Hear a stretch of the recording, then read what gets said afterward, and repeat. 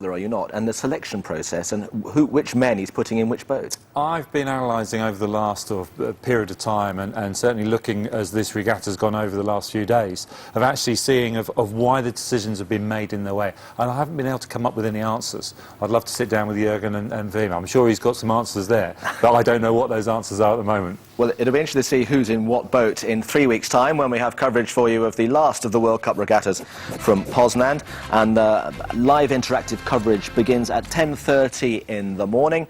And you can, talking about interactive things, you can press various buttons at the moment and you can go to Roland Garros. There's a fantastic array of top matches on the Philippe Chatrier court there today. And also, you can go to Murrayfield for the IRB World Sevens, the last round of that, highlights of which are on here on BBC Two at 5 o'clock this evening. Thank you very much, Steve. I'll see you in 3 weeks' time, I'm sure. And our never-ending Sporting Sunday, because that's what it is, that began at Twickenham and ends in Trinidad, now takes us to Bradford.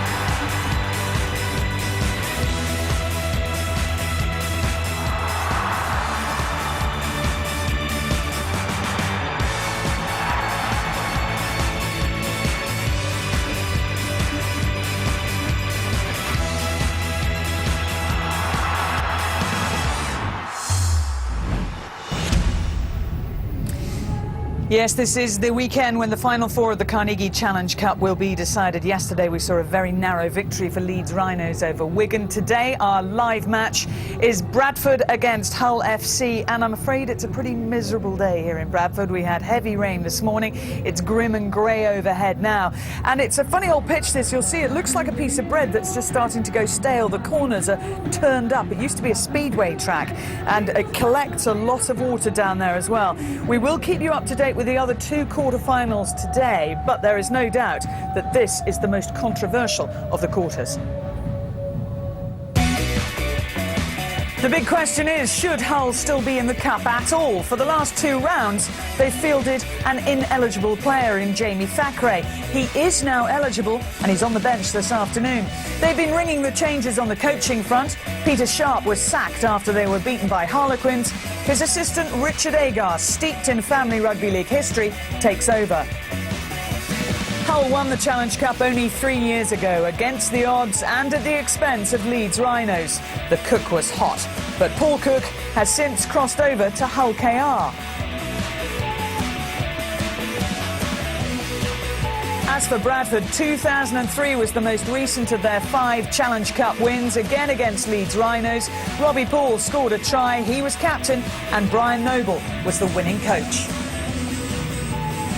And that is part of the reason that both of them join us here in the studio today as our expert analysts. Brian will shortly be going up to the commentary box to join Dave Woods. Robbie here as well. It's your old stomping ground. Before we talk about today's match and the chances of Bradford of making it to the semis, a reflection yesterday, Brian, on your defeat. You're now the coach at Wigan. You must have thought you nearly had Leeds. This was a key turning point in the first half. We just couldn't quite get our noses in front, and the bounce of the ball here, the last person you want it to go to is Rob Burrow, because he breaks games open every week for the Leeds team, and please don't let the ball bounce to Rob Burrow. The ball does bounce to Rob Burrow. We just can't collect ourselves enough to stop him, and it's 6 points in relation to, you know, that they hadn't really created anything and came up with a score. And here, just in the second half, another play that breaks it open. We just jump out of the line in relation to looking upfield, and again another game breaker. You know, Brent Webb and Rob Burrow have been doing that every week, but we found enough energy and enough enthusiasm,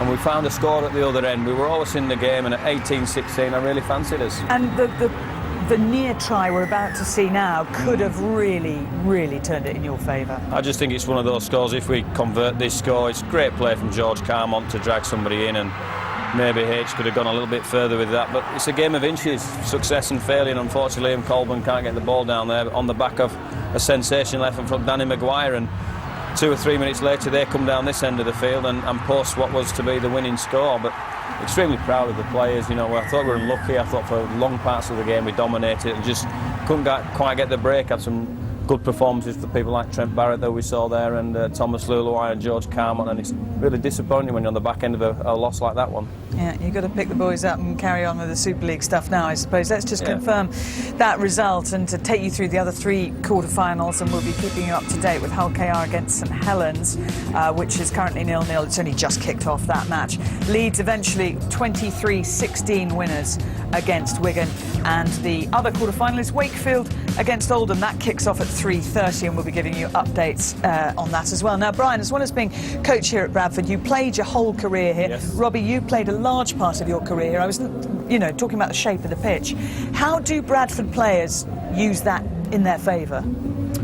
Well, I think it's this particular corner that we're nearest to. There is a slight gradient, so the short kicking games, you chase kicks until they're dead here, because they're likely to stop dead. Either the conditions, the heavy ground can stop them with it going up the hill. But I think most teams know that now. I don't think it's as big an advantage as it used to be. We see there, that's probably accentuated actually how big the hill is. But what you found is, if you look through the footage of Bradford, everybody's told to chase kicks until they are completely dead, because there's a strong chance that it might just roll back there. Robbie, what do you think, given the conditions today, given the form of the 2 sides, the way they play, what do you see happening? Well, there's one big advantage that Bradford has over a lot of the modern teams, and it's the fact that they spend a lot of time down here. They're not field sharing with any other clubs. A lot of the modern clubs, like at the JJB Stadium, they're having to share it with the football club, at Huddersfield, so they only get 1 day, if that, on the training pitch. Here, in big games like this, they're able to prepare 2 or 3 days on the actual playing pitch itself, get out there, and they really do know the ground. So.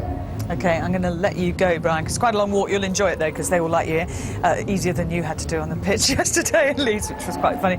Anyway, this is a wonderful time to be a person living in Hull, because, of course, their football side are into the Premiership. For the first time, Hull City will have representation in the top flight of football. They are also the only city in the country to have 2 sides in Super League. And their coach, Phil Brown, their manager, I should say, is going to have a huge challenge ahead of him, but an enjoyable one next season as they take on the likes of Manchester United and Chelsea and Liverpool and all sorts of places they're going to be visiting. Dean Windass, the big hero, Nicky Barmby also playing for them. For Hull FC Rugby League, things, though, haven't been going so well. It's been a turbulent few weeks for Hull, who got into hot water with the Rugby Football League after prop Jamie Thackeray played in the earlier rounds of the Challenge Cup when ineligible. The Black and Whites controversially escaped being thrown out of the competition, but just days later the club were making headlines again when coach Peter Sharp was sacked following the defeat at Harlequins. Such a result looked unlikely when the visitors raced into an early 16-0 lead through tries from Richard Whiting, Tommy Lee and this smartly taken individual effort from Danny Washbrook. But Quins rallied either side of half-time to close the gap. And despite this long-range effort from Kurt Yeaman, the home side then ran riot late on with 4 more tries, Chris Melling getting the last to complete Hull's misery. Assistant coach Richard Agar took over for the visit of St Helens and has since been confirmed as Sharp's permanent successor. But Agar could only watch as Saints took an early grip on proceedings with tries from John Wilkin and Steve Tyra, who collected Matt Gidley's brilliant slip pass to score. Yeaman gave the home fans something to shout about with this try on the stroke of half-time. But any hopes of a famous comeback were crushed when Leon Price dived over for Saints. Gareth Rayner's late try was of consolation value only.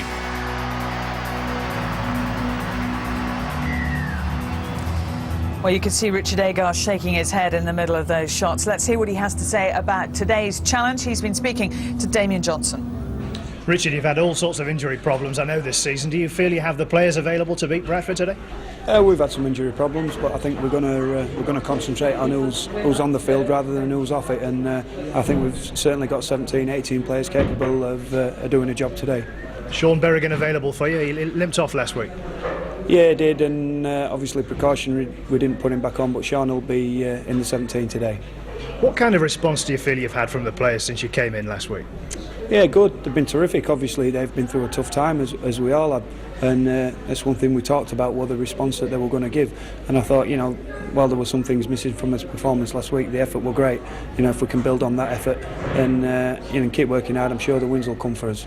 Conditions a factor today? It's pretty wet out there, Richard. Absolutely, it never lets us down here, does it? Conditions a factor, and obviously field position will become very important, as will, I would imagine, the kicking games. Are you adjusting comfortably to life as a head coach? Thankfully, I haven't had too much time to think about it. It's been quite hectic over the last 2 weeks, and with important games to play for, I've just been sort of concentrating on that. I've not had too much time to think about the other things. Best of luck today. Thanks a lot. Cheers. Never lets us down, he said. What, in terms of it always rains here? I'm not sure. Jonathan Davis has taken the place vacated by Brian Noble. What do you make of Hull's chances today? Yeah, I think, with a new coach, it's new blood into the side. So, like we said yesterday, in the Super League, they're struggling. But again, one-off games, they can beat anyone on their day. So, and I think today with Bradford, they've got a big pack.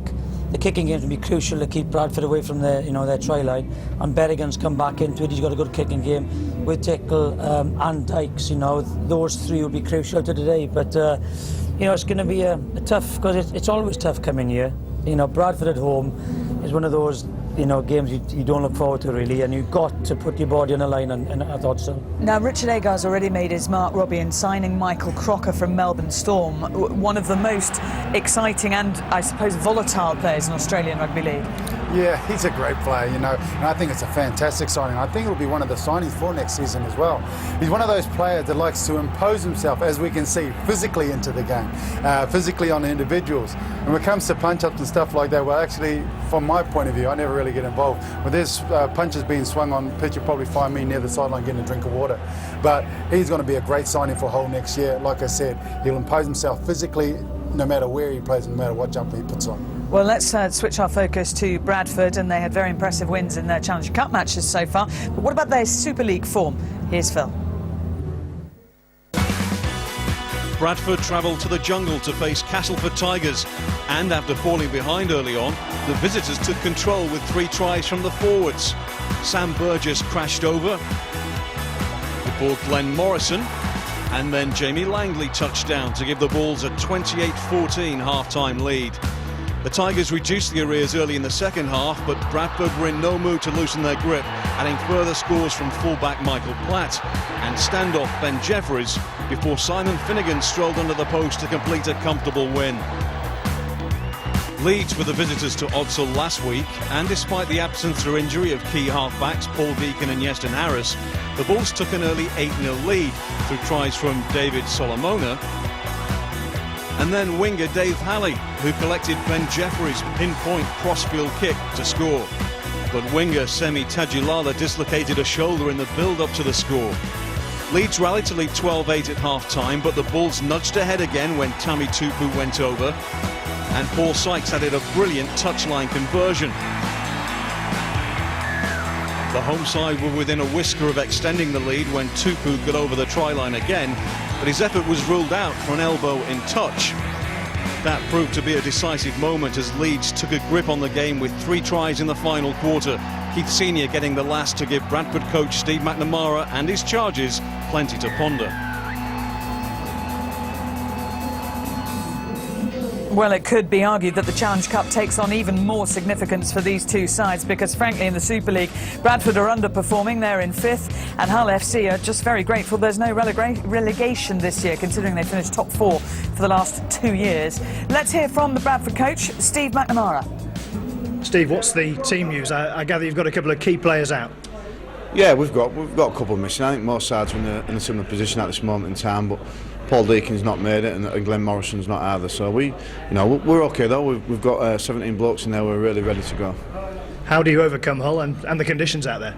Well, you've got to be good, and you've got to play the game at the right end of the field. And I don't think it's going to be a day where the big UBU player is going to go on, an open side. So I think you've got to grind your way to the other end, stay there as long as you can, and pick up some scraps when you can, because it certainly is going to be difficult out there. How happy have you been with recent form? Pretty happy. Last week's result. The actual result wasn't what we were looking for, but the performance for a large part was good. We had a big win the week before at Castleford and a big win against Catalan the week before. So we're going okay. Hull are regrouping. They've got a new coach. Is it a tricky time to be playing them? I think any time you play Hull's a tricky game. They're a tough side, a resilient side. No one likes to see coaches leave their positions, and good luck to Peter Sharp on that. Richard Agar's in there, and he's going to give it his best shot.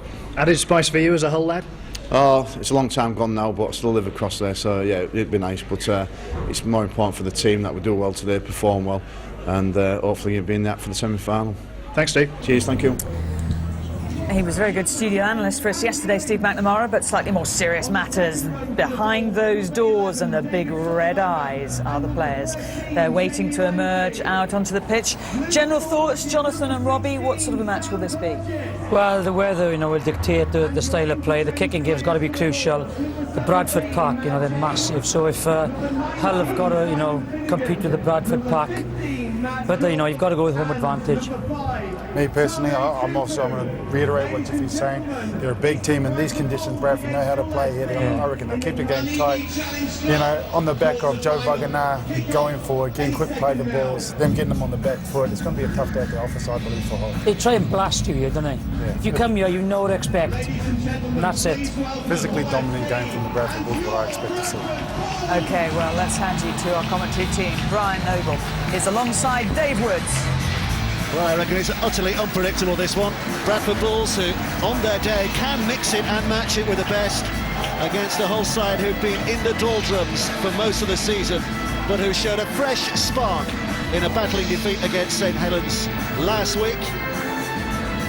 It's a day for grunt and grind here, and it's a question of who's got the better grunt and the better grind. Bradford are missing their highly influential scrum half and goal kicker Paul Deakin because of a hamstring injury, but Iestyn Harris returns from a similar injury to bolster that Bradford side. Joe Vagana has only recently returned from a broken arm. Terry Newton is at hooker, he's the real engine room of the Bulls, and David Solomona in the second row has the skills to open up any defence.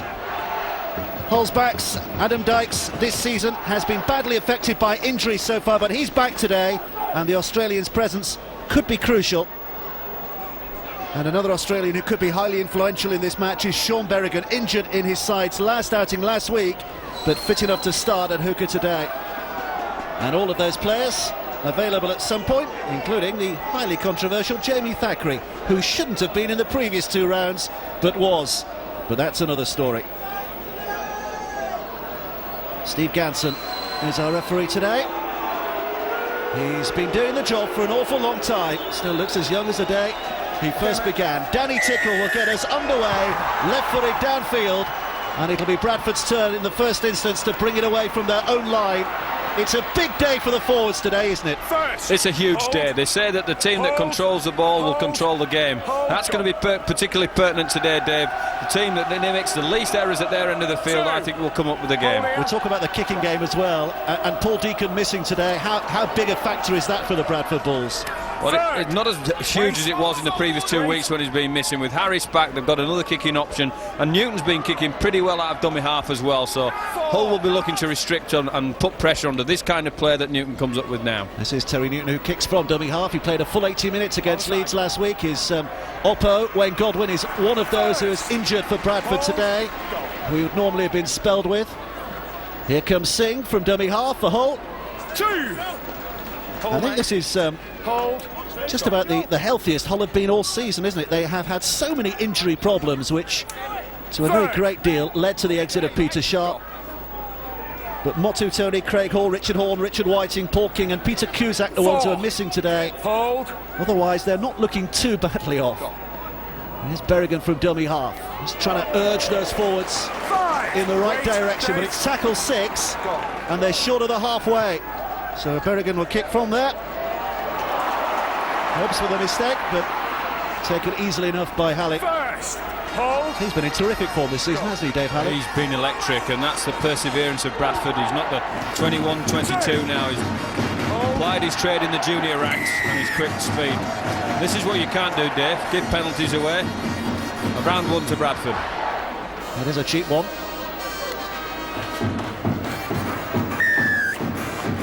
Ben Jeffries is going to find touch and find distance with this, you would have thought. What a difference a day makes. Glorious sunshine at Headingley yesterday. Miserable and grey at Aldsall today. Some unfairly say it was ever thus, but the sun does shine in these parts occasionally. Langenauer has laid the platform. Here comes Lynch. Loves to get the arm free and offload, but the whole defence know that, so they've wrapped him up. But it is still a good position here. Here's Newton. Now Harris. Inside for Langley, the skipper for the day. That's how close they are. Newton again. Across to Lynch. Plenty of runners, including Jeffries, but the pass was mistimed, misconceived, and it's a knock-on. So close. 1 metre further back here on Lynch and had touched his run, and Ben Jeffries not expecting the ball there. He's had his eyes up, he may have been over the line. He should have expected it, shouldn't he? Adam, 10 metres. Adam, 10 metres back with the linesman. I think it's a try gone begging, Dave, if he has his eyes up. He didn't have a great start to his Bradford career, did he, Ben Jeffries, at the start of the season, but he's playing himself in now. Hold. It's a big hit. Hold. Go. Bradford will be working hard here to keep Hull's gain to a minimum. Go. Here's Human. Battered back, but recovers well to offload, and Carvel with a drive forward. Third. Hold. He's another who's just returning from injury, Gareth Carvel. Looking to find his form and his feet, and Hull almost finding a hole in the defence with Danny Tickle making decent progress here. Berrigan from dummy half. Willie Manu was well spotted by Paul Sykes. 5. But it's a penalty. Second stab, Joe. Second effort. They're the killers. Play 5 penalties. Couple of half breaks from Hull, and now the Bradford team give Hull some field position. Round 2 to Hull. Kick by Dykes. There's 7 matches this season so far as Adam Dykes because of injury. They've not quite had their money's worth so far, but on this stage today he could flourish. And here's Berrigan at dummy half. Here's Dykes again now, across the line, a step inside by Ewan Dowes. 2. One of those heroes of Hull's Cup final win in 2005. Berrigan now runs away, tries to find a hole between the 3 defenders, couldn't quite, but it's a terrific position. Dykes, a little step by Radford, who was once a Bradford player, and Bradford are caught offside. And it'll be another set of 6 for Hull to hammer this line. Or do they go for goal from here? I'd actually play on here. I think they need to field position in weather conditions like this and the ground like this. I think they're going to play on. And there's going to be a tap by Berrigan. As close as he can, and hammered in by Carvel. And it takes some pretty stout defending to hold him at bay. He's still driving. Eventually the referee cries held, so they can relax. It's picked up by Berrigan, along the line to Dykes. Looking for his runners. Wide it goes to Tickle. Tickle's trying to create the overlap, but overcooks. The pass was behind Graham Horn and out of play, and that is a real let-off for the Bradford Bulls. Well, they may be thinking we should have taken 2 there. And that's what happens. You've got to have the confidence, you've got to trust your players in relation to how they want to play the game. But what you would hope they would do is finish a set of 6 with another kick. Form the scrum. Tight in, Danny. Gareth, head in, mate, tight. Gareth Carvel didn't have his head in, so the referee says we'll take the scrum again. Jeffries will get the same result, picks it up from behind his loose forward's foot, and Shantaine Happy is immediately met by a 3-man welcoming committee. That's Halley, the winger, getting involved. Now Newton. Third. Hold. Go. Newton again. It's Sykes. 4. A couple of tackles left in this set. Go. Newton down the blind side. Here comes Michael Platt. 5. Last tackle, so Newton will kick. And it'll just roll out of play. It was a conservative set, but a good set from Bradford's point of view. Yeah, Bradford are where they need to be. There's a few people not missing each other today, Dave. I think Carvel showed some biff and some impact, if that's the right word, and certainly Vaughan, Newton and Lynch are getting into their operation. A terrific hit from Burgess as well. Tight in. Just a bit of a history lesson, by the way. Hull FC, one or 2 people confused as to why they, the rugby league team, are called Hull FC, and Hull City are Hull City, and it is because Hull FC, the rugby league side we're watching here today, were the first of either code in the city in the late 19th century, and so they proudly of the moniker Hull Football Club. Hull City came later. There's one for the Pennants. I'll sleep safer tonight knowing that, Dave. And of course, to add to the confusion, there's Hull Kingston Rovers on the other side of the city, which adds to all the fun. Third, They got the leftovers, did they? Hold. You try and tell the Rovers fans that. They're in action today against St Helens, and we'll be bringing you score updates from that game. 6-all is the latest score, by the way, from New Craven Park. Clear. There's a kick by Dykes, which is covered by Evans. We just heard that St Helens have now taken the lead by 12 points to 6. And it remains all square at 0 apiece at Odsall here. Here's Langley. 2. Hold. Newton. There's Vangadar. Third. Here. Hold. Newton again, at the heart of everything, of course, and a penalty. Hull offside. Just stepped in front of the referee and then said a word out of place.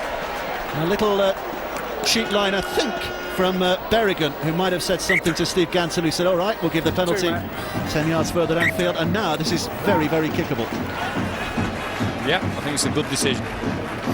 Take the 2. And if they'd have played on, I'd probably say it's a good decision. Play on. Yes, mate. Let's have a look at it. Yeah, he went before the ball. Then I penalised him. Then he has a goal. Iestyn Harris is the man who's going to take the kick. Paul Deacon would, of course, normally have the kicking duties for the Bradford Bulls, but he's missing today. 10. But he's not a bad replacement, is he? And they do have Paul Sykes in the ranks who can kick too, don't they? They have some good replacements, as you say, for Paul. Harris to give the Bulls the lead with just over 9 minutes played. Bradford lead here by those 2 points to 0. Righty, tell that fourth official get a grip here in the trainers before I do. Tell him. Sponsored by Public Coats, number 6, Iestyn Harris. As Richard Agar, 36 years of age, coaches are getting younger and younger. Just been given a new 2.5-year contract after the departure of Peter Sharp. They're not treating players, tell them. They're on at scrums with water. Once upon a time you were a young coach, weren't you? So they say. It was a while ago. I think it's a great move by the whole club. He's young, he's English, he's done his apprenticeship. I think it's great that they've given him the opportunity for 2.5 years. First, hold. Hold. You could hear the referee saying hold, but they held on too long in the end. Captain. And he's going to have a word with Lee Radford here, the Hull skipper. Same player twice. We've got various offences, Lee. Lee, I'm asking for an improvement, mate. OK?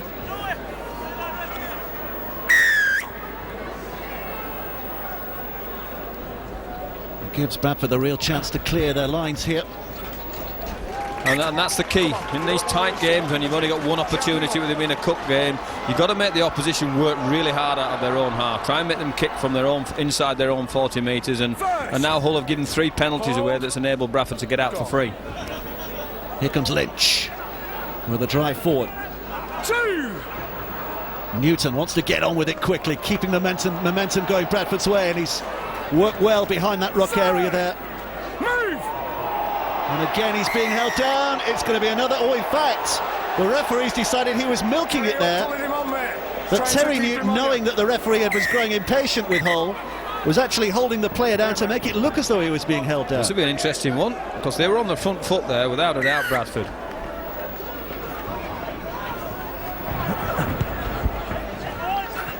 And the penalty takes Hull back inside the Bradford half. Hold. Is he holding down? Go. Right. I don't know where he's pulled that one from. Well, a bit of an escape from Hull's point of view. First. OK. Hold. Go. He's burned the fullback, who's up at dummy half.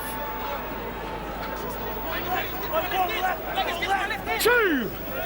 It's a real battle at the moment. I think arm wrestle is the modern definition, and it's another penalty. And this time the warning Captain Jeremy will be for the Bradford Bulls. I'm asking for an improvement. There's interference, different types of messing on. I'm Jamie Langley is the man being spoken to. I want the game quicker. I'm not just putting up with that all afternoon. All right, I'll put it with you.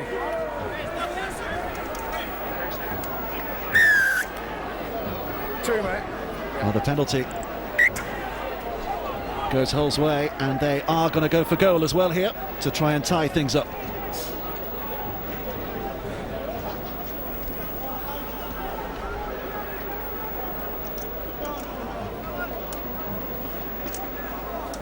Richard. Well, Danny Tickle is chasing a bit of a record at the moment. He's 6 goals short of 500 in his playing career. If he can get them all today, he'll be intensely satisfied.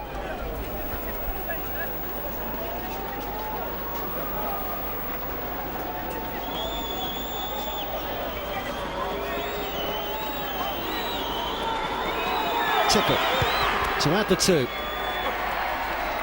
And they do have parity again. And that penalty converted for Hull FC by number 12. It's going to be a game like that today, isn't it? Give a little, take a little. I think the 2 9s might be the key. We've seen Newton already wanting to push out of there and probe around the holes around the middle of the ruck. And certainly Sean Berrigan's a similar ilk. He's got blistering speed, and if he gets in the clear, it'll be difficult to track down.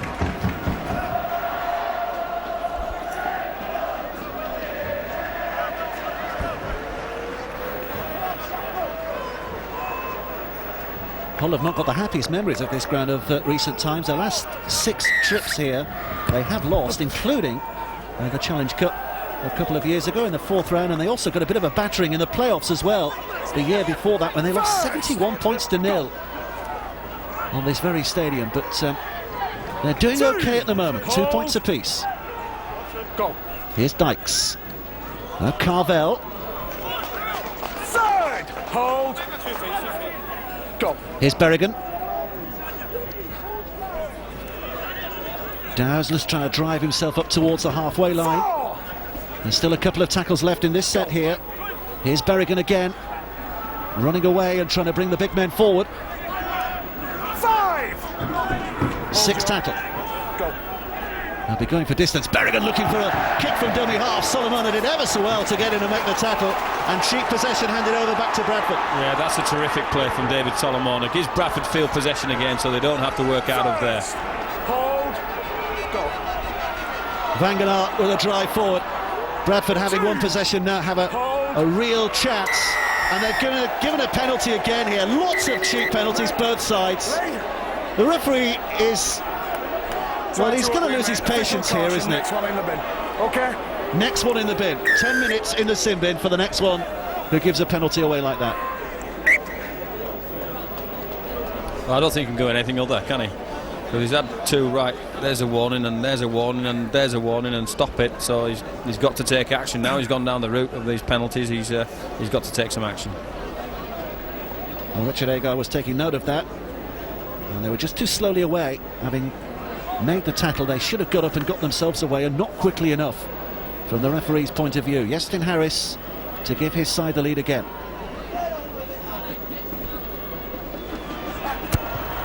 Should be and is very straightforward, and Bradford in the lead once more, this time by 4 points to 2.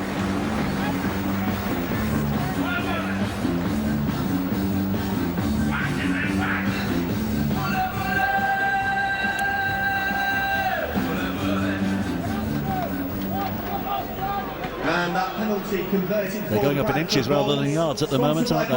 Well, I'm sure as soon as the fatigue starts to set in, Dave, we'll see a little bit more football. Both teams seem a little bit nervous, a bit cagey. They don't want to give too much away. There's going to come a point in the game where they're going to have to expand and try and pull some points. Here comes Tickle with a kick. Jeffries tried to trap it, was a little fortuitous maybe with the bounce.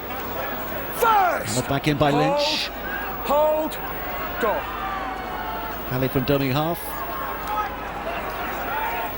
2. Hold. Go. So it's Newton who takes over that role again, and Vangenaar just trying to blast it in and offload, but having bounced and turned, couldn't get the ball away. Go. Jeffries wants to kick early in the tackle count, and that was very close to being a 40-20. He kicked from inside the 40, but I think it just went out of play, short of the 20, so it will be Hull's head and feet. It was real close, wasn't it? He's kicked it from well inside the 40, and it just comes, as we see, this side of the 20-metre line.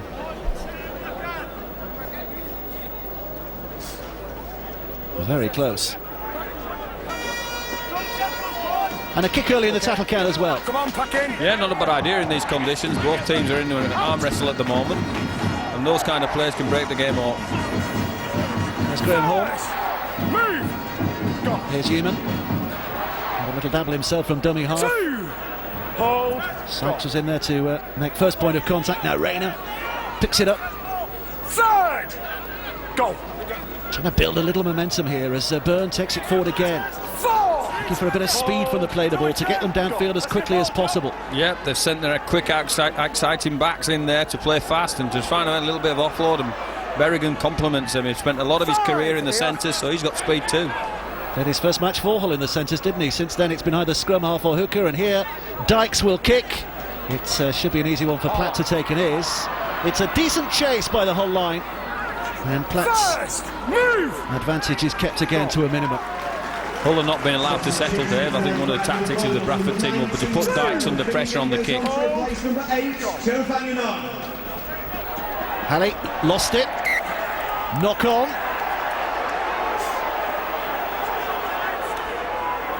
Well, David Halley might have thought that went backwards there, and it got into contact from a Hull player anyway, but Steve Ganson thought otherwise and has given head and feet to Hull FC. Interestingly, he has popped up at dummy half quite a bit so far in the game, hasn't he, David Halley? Oh yeah, quick. There's one thing I know about David Halley. If he gets into the space, it'll be really hard to... Ouch! That one hurt.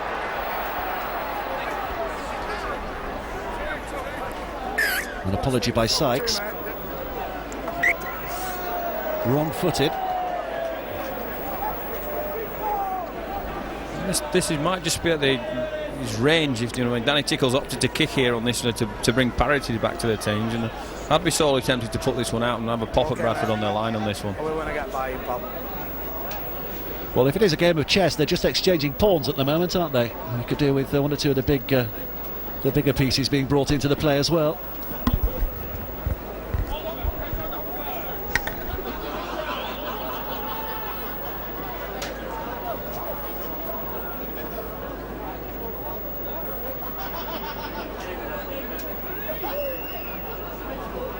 Tickle will take his time. In the context of the game, it could be an important moment.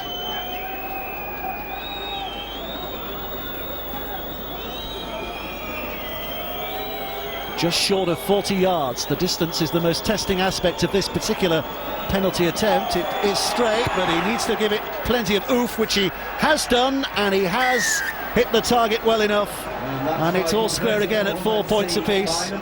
Jonathan Davis is watching this as well. Jonathan, what have you made of it so far?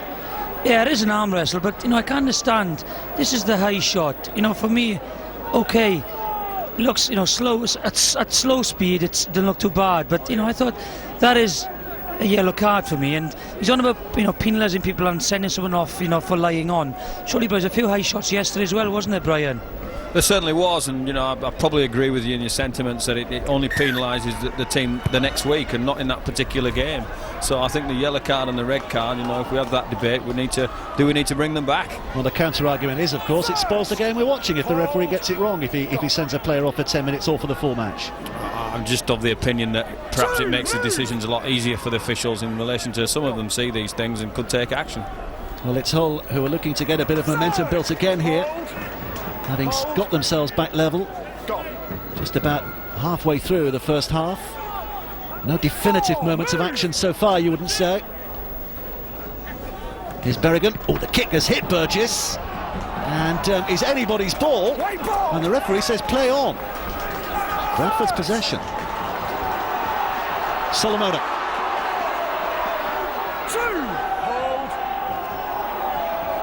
Here's Jeffries. Sykes down that left flank and almost finding a way through. Hull's defence responding well enough for the moment, but they're under intense pressure here now. Newton, Burgess.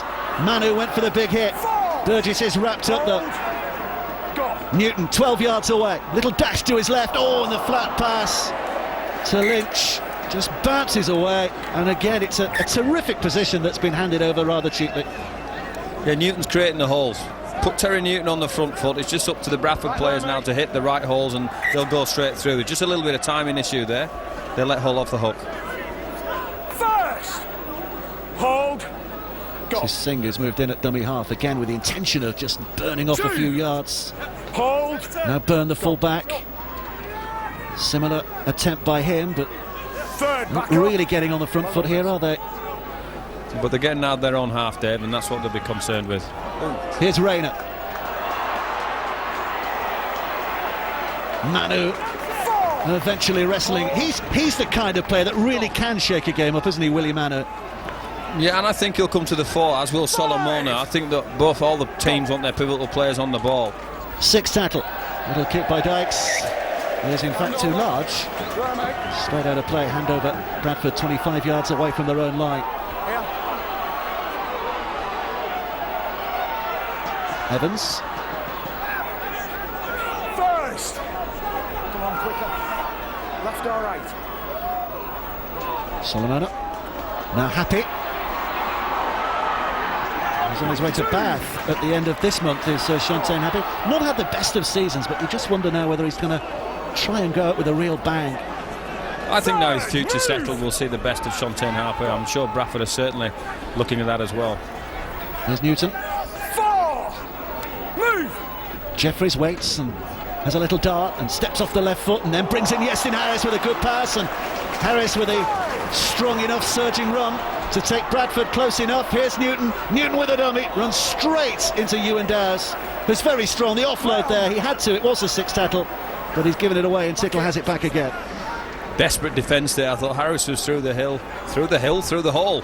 There might have been a hill as well, and now Bradford are offside. Well, penalty, and that's going to be very frustrating from Steve McNamara's point of view. And the referee's now, I think, going to give the final warning here to Jamie Langley, isn't he? Having given it to Hull, he's now giving it to Bradford too. Well, I think he has to. I think for honesty and parity, save for you. We're trying to sort it out. Final caution, next one in the bin. I want it offside, no attempt to get back. I want it clean and tidy.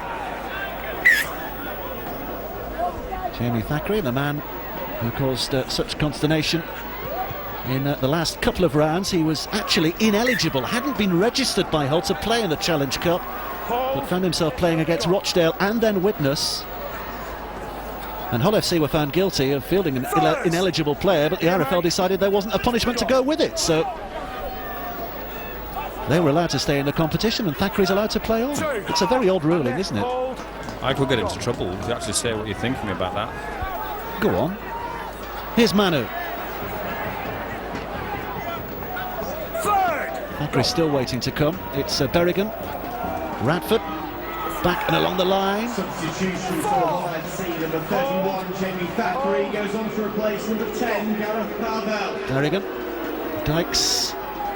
Byrne finds his way stopped.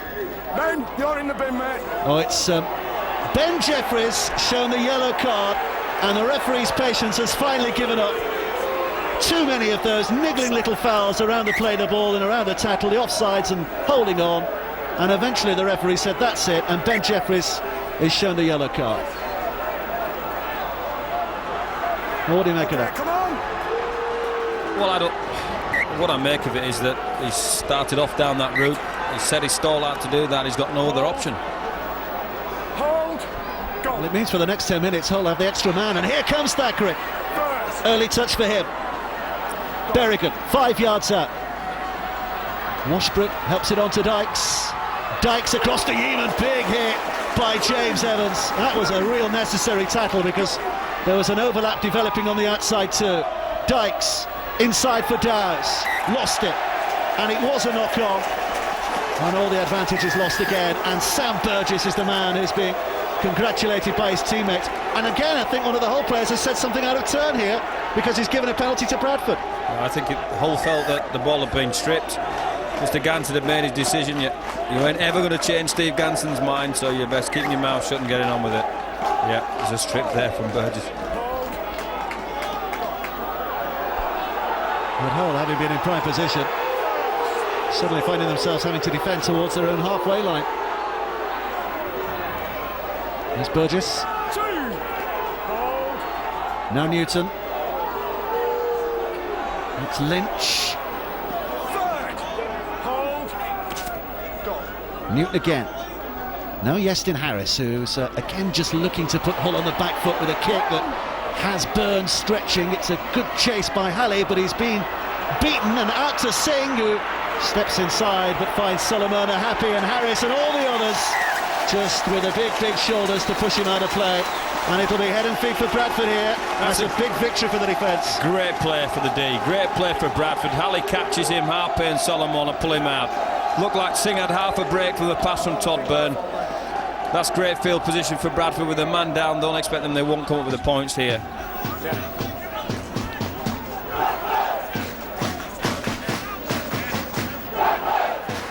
Bradford fans trying to find their voice, knowing that this is a terrific position now for their side.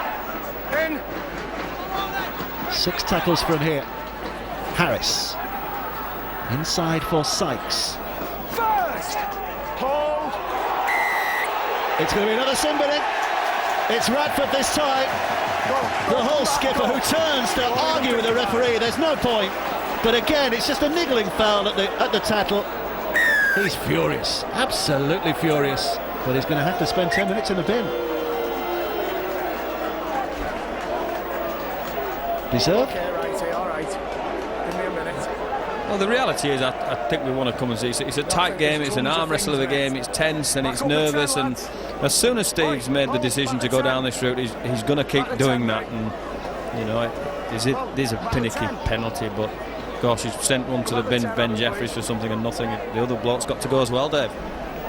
Does he start again here now? Is it both sides back with a clean sheet, or do you think the next minor infringement will be another sin binning, or are we starting on the caution system again now? Who knows? I think in theory we go back to square one. Well, Harris's goal, it's 3 out of 3, and Bradford lead now by 6 points to 4. It is a cup tie. It is very edgy. The champagne isn't flowing just yet, but it is very, very tense.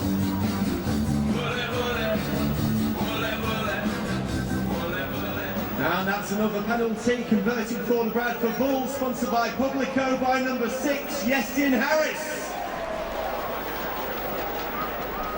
So 12 players apiece for the next 6 minutes or so. Okay. In which time Ben Jeffries will come back on, and then Bradford will have the advantage for about 3 minutes before Lee Radford, the Hull skipper, returns. Move. Go. Lynch. Good drive by Lynch. It's Halley again operating from that dummy half position, puts it back towards Platt as the ball moves its way towards his right hand side where Evans has got a bit of an overlap. Should Sykes try to seek in, but the defending was good from Manu. Now Newton. Platt did well. Hull Kings are Rovers 12, St Helens 12, by the way, the latest score at New Craven Park. That's a good kick just before half time. That kicked off slightly before us. Well taken by Byrne. Oldham are beating Wakefield 4-0, I think, as well, after about 15 minutes. That would be a turn-up, wouldn't it? I know John Keir, the Wakefield coach, was not expecting the cakewalk that everybody else expected. But if Oldham were to beat Wakefield, that would go down as perhaps the biggest ever Challenge Cup upset. It's a long way off. Another 75 minutes is it to go, Dave?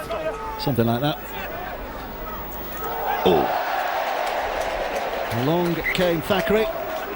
Just mistimed the pass, and it has been spilled. And again, it's a word out of place. I think Jamie Thackeray this time. You lose the ball, don't have a go at me. Right, okay. We're not in football, mate. Right, go with Ben. Oh dear. Go on. Stop doing that with it. Go. Well, Jamie Thackeray, absolutely ludicrous. In the first instance for talking out of turn to the referee, and then to back it up as well. There was only ever going to be one outcome to that, wasn't there? There was. Steve's the boss out there, and rightly so. He's the referee. You may have a difference of opinion, but I've only ever seen it once that the referee's ever going to change his mind.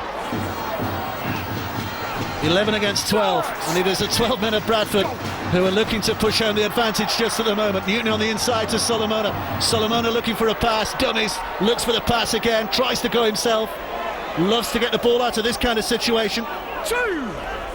Couldn't quite get the offload away. But 4 tackles to come. Here comes Newton now, along the line. Harris. It's an interception by Singh, and Singh's going to go the distance here, is he? Halley's in hot pursuit, head down, elbows and knees pumping, but Singh's ahead of him and hands him off, and what a cheap try that was. Out of the blue, Matt Singh, Hull had the first try of the game. What a stunner. Unbelievable, Dave. For all money, you think Bradford are going to score there. They've got the numbers, they must have a 4-on-1, a 5-on-1. And Matt Singh takes the punt on the drifted pass from Iestyn Harris, and he's over the line. What a turnaround. Well, we haven't seen too many big blistering moments so far in the game, but I think this was it. Iestyn Harris lobbed it up. It was a very readable pass, wasn't it? Very readable. And that's a chase of 2 fast people there. Dave Halley pinned his ears back trying to get Matt Singh, but Matt Singh pushed his shoulders back, kept his body firm and went the distance. Well, it's going to take a bit of a recovery time. And suddenly Hull, who were really under the cosh, find themselves in the lead, and Steve McNamara, the coach, will be absolutely furious. One-man advantage, plenty of pressure, but they've given it away. Do they all look set? Bang on.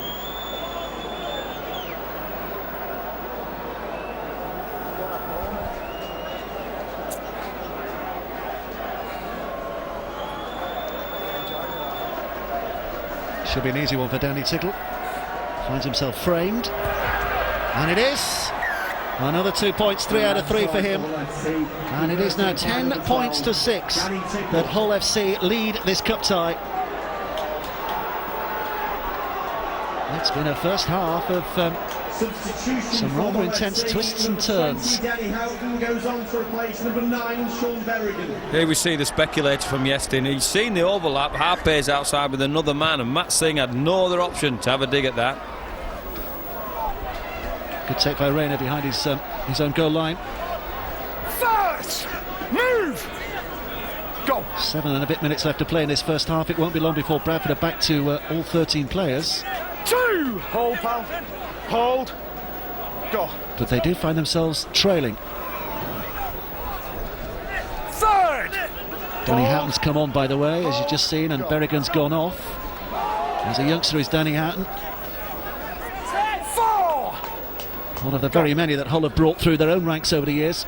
There's Manu. A real bundle of energy is Willie Manu. 5, move, go.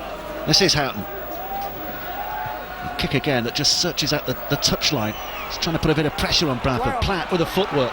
I think he's trying to find a touchline to roll the clock off so they can get one of their players back. Hold, go. Kicks away. Jeffries is about to return from the sin bin, so Bradford will be back to 13 in just a moment. Evans was taken high. Penalty for Bradford. Wait, mate. Go, Johnson. First. They'll grapple round the neck, which is illegal. Go. Number 8, Joe Vangenaar goes back on to replace number 11. Here's Iestyn Harris. 2. Vangenaar back on. David Solomona is the man who's gone off. And Jeffries is back out there too. Here he is. Good tackle, push backwards. 6 minutes before half-time. Bradford looking to get back to where they were. 4. Okay, Danny. Go. Here's Newton. Vangenaar, fresh from the bench. Has a bit more energy than some of his colleagues maybe. Good offload as well. Brings Sykes into the game, who's looking left for Happy. The kick. Why the kick? He has regathered and he'll get another 6. Yeah, the whole player played at that, definitely. Bradford need to take advantage of this now. Here's Halley. Dancing forward, well marshalled. Newton again. Remember, Hull are down to 11 men still. Bradford have 13. Hull with 2 in the sin bin at the moment, and he'll stay that way for another minute or so. Good effort by Burgess, but he's knocked on. and again an excellent position that has just been given away. Yeah, they needed to make the most of that, Bradford. The two men up front, they need to shape up, move the ball around a little bit, play the ball quickly and then hit the holes. Hull will take as long as they possibly can over this scrum too. Well, the referee has stopped the clock now, so this no longer counts in terms of winding it down to get players back in. But it does give them a bit of a breather too. Tighten. Okay. Well, if they go to half-time with a 10-6 lead, and the fact that they play for 10-15 minutes of the half with a man disadvantage, Richard Agar's going to be very happy with that, isn't he? He's going to be extremely delighted. 2. Hold. Here's Houghton. Hold. Waiting at dummy half. Third. Move. Tickle looking for the offload but couldn't get it away, he decided, and now Rayner will pick up from dummy half. He's a tricky runner. Great Britain winger, of course. Almost certain to be in the England party for the World Cup this autumn. 4. Hold. Go. A couple of tackles left in the set. 40. So they go again for the touchline. Here comes Platt looking to return with interest. Good chase by Hull. Terrific chase. Hold. Go. Langley. 2. Lee Radford's about to come back on for Hull, so they will have one man back at least. Vangenaar. Third. Hold. Hold. Go. Newton. Harris. 4. Keep coming. Terry Newton again down that left-hand side. Here comes Burgess 5. Here, come on. with one tackle to go. Lee Radford sprinting in position. He's just come back on the field. The chip goes the other way. Byrne watches it and is certainly enough that it was going out of play that he left it, and it will be a tap back on the 20. I think you're right, Dave. If Hull get to half-time without too much damage to what they've done, there's a touch judge on here. Go away. Don't come. Well, the touch judge has obviously seen or heard something here. This will be interesting. The Hull player ran away to go to the 20-metre restart. David Halley interfered with the ball, stopping him getting rid of it. He's prevented a quick 20-metre restart. Here we go. Here we go. Is it going to be another yellow? It is. More cards than Valentine's Day at Odsal today. Steve Ganson pulls out another yellow. Halley's off. 10 minutes in the sin bin. Are we ever going to see 13 against 13 in this game? Here's the reason why. The restart. 20 metre. Oh. So mandatory sin bin that. Well, we've heard the explanation there from Steve Ganson. It's a mandatory sin bin, so he had no other option. So this is 12 against 12 now, isn't it? Still getting the maths right? I think so. We've had 13 against 13, 12 against 13, 12 against 12, 12 against 11, 13 against 11. Who knows? Here's Human. Third. Hold. Go. It's Byrne. Can step inside by Washbrook, has made a break, and a good break it is as well. Horn now will carry it on, Sings on the outside, Horn goes on the inside, Dykes with a final pass, brilliant! Todd Byrne underneath the sticks, wonderful play by Hull. That was an absolutely terrific try. Great rugby league try, Dave. 2 inside passes, superb. Just before half-time, down to 11 men at one stage, and they've not only got through their crisis, they're in front in their crisis. What a show this is by Hull, and what a try this was to score. They're listening to you, mate. Keep going. Great play, great inside ball. Generally in rugby league, when you get 2 inside passes, as we see there, David, results in a try. Horn does the right thing here, takes the fullback on. You'd think for all money he's down on the floor, but there we are. Great money ball. Todd Byrne celebrates, Hull celebrate. They are wearing a big, big smile on their faces now. In a season of indifference, they have turned on the style, and they are leading and will lead healthily when the half-time hooter sounds. Steve McNamara is less than pleased. Yes.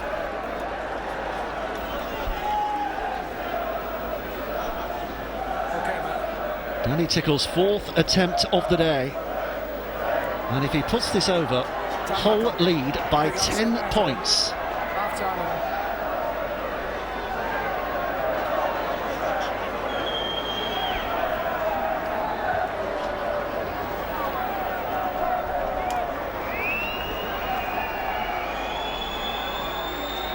Here's Tickle.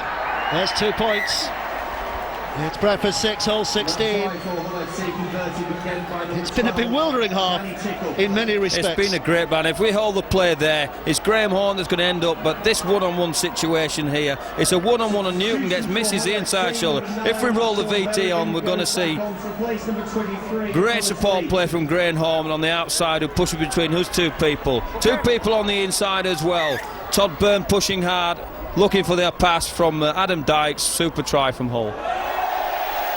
Well, there's a start. Dykes was sublime at one end, but will be feeling a little ridiculous at the other, because that restart has gone straight between his legs. Doesn't matter, because that's a hard-time hooter. He's got away with it. But what a half it's been.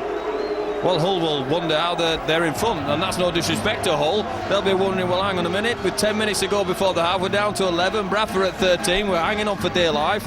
2 scores later, they're in pole position. Occasionally bemusing, sometimes bewildering, but at half-time, it is Bradford 6, Hull 16.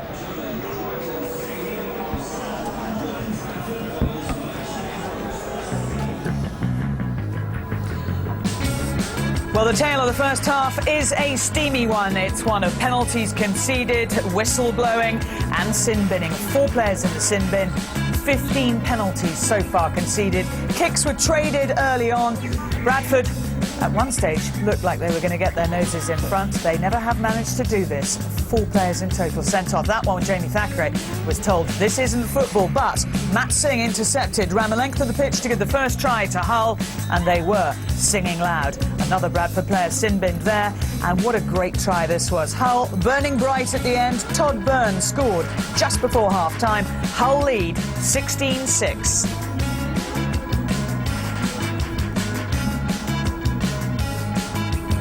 Just confirm matters here, so only penalties so far. 3 from 3 for Yeston Harris for Bradford Bulls, the home side. The 2 tries, Byrne after 31 minutes and Singh just before half-time, plus a couple of penalties and no missing on the conversions or penalties for Danny Tickle. So they lead by 10. And let's hear now from Damien Johnson, who's pitch side. Yes, I'm with Steve Crooks, the assistant coach. Steve, you must be delighted with that first half. Absolutely, yeah. Welcome to the pitch, guys. A tough start for us, but we've got a couple of breaks later on. End of the ground. We have a reward for sticking in there. How important was it to keep them out when you were 13 men against 11? Yes, it was very tough. It was a nervous 2 or 3 minutes we had there, but fortunately we held out and we got a little bit of break as well with the try. Referee right to get the yellow cards out? I'd rather not comment on that, but very, very difficult to play football out here. What do you have to do in the second half to stay in it? We've got match what we've done in that half, probably a little bit more as well. Extremely worthwhile cause. Martin Merrikin worked for. Well, a couple of moments of brilliance, I suppose, but frustrating, really. Interesting statistics when you look at the possession. It's relatively level. Territory, in fact, Bradford are ahead, but errors made absolutely level. And one statistic that is not on there is penalties conceded, Bradford 7 and Hull FC 8. Well, in the Bradford dressing room, I suspect Steve McNamara has an awful lot to say about discipline, about missed opportunities. Jonathan and Robbie Paul watching in disbelief, really, that they are 10 points behind. To be honest, I feel I'm a bit annoyed, actually, because I think that the game's been stifled a bit. You know, the most influential person out on that field is the referee at the moment. And I've come here to enjoy a game of rugby, and for some reason the whistle keeps getting blown. But, you know, the referees are given a mandate at the beginning of the game, and they've got to run with it. And once they set, their stall out, they've basically got to back themselves up. And if the players keep taking those liberties, then they're going to get penalties, which leads to sin binning. But, 15 penalties in the first half, and I think there was about 10 given in the first 10 minutes. So, I think the game just hasn't got into its full flow.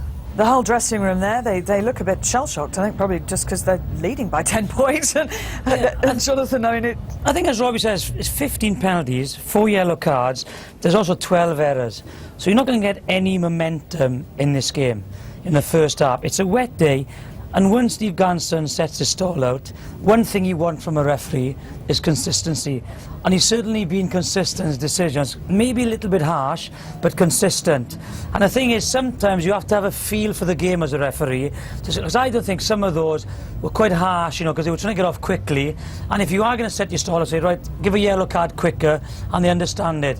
But as Robbie said, now that he's done it, it's going to be difficult in the second half. The Harley yellow card for stopping the quick tap. OK, Mandari, ease off. Zachary chops in, ease off. So, you know, that is, you know, that's the way the respect of the game is. Exactly. I mean, I think 2 were technical sin bins and 2 were for players being too lippy. And this is Jamie Thackeray when he basically just says a word out of place. And Steve Ganson says, and we heard him quite clearly, he said, "Listen, mate, this is not football." To his own. You lose the ball, don't have a go at me. Right, okay. We're not in football, mate. Right, go to bed. We're not in football, mate, and that is his point. They won't take any indiscipline from the players. I mean, from up until this point, the only thing I can speak from a player's point of view, because obviously I am still one, is that up to that point, there was about 14 penalties being given in the first half already, and that's frustrating for the players. So when you're in games like that, stupid things do come out of your mouth. But, you know... I think what you've got to do is, I played a while back, but as a captain, you've got to go up and see him and say, "Look, Steve, it's, you know, we are trying to get off. We're trying to get off as quickly as we can. Look, you know, give us a bit of latitude." And unfortunately, he hasn't. But you know, it's their own fault. You know, consistency is what they've asked. As we see quite often in football matches, when a player gets sent off, a team can actually become more dangerous. Hull had 2 players in the sin bin, and they score. Well, I can understand. You know, they've got an extra man. I can understand what he's trying to do is try and get to the outside man where the overlap is, but you should use it by not chucking the long balls. Singh had no decision to make there. If he doesn't get that ball, Bradford are in. He gets it, he's in. And I think that was the turning point of the first half. You know, once they've been hanging on there, you know, like a bit of an arm wrestle, he gets the intercept. Halley does exceptionally well to get there. Maybe went a little bit too early. But I mean, that was a huge turning point in the first half. If you want something to happen, when you're down by if you've got 11 players on the field, you want to score next. And the great thing about Hull at this point in time, they come back with 2 tries. So absolutely brilliant. Well, whatever they were drinking out, those funny coloured liquid things and the bananas are clearly helping, because they've got plenty of energy, and they scored again just before half-time. Yeah, as Brian Noble said, he hits the inside shoulder, you know, and he just fends him. He doesn't get to him. I think it's young Burgess. There's great support play there. I thought Horn went the wrong way with Singh on the outside, but he gets his right arm free. Great support play by Dykes. Then it's Byrne, and that's a brilliant try.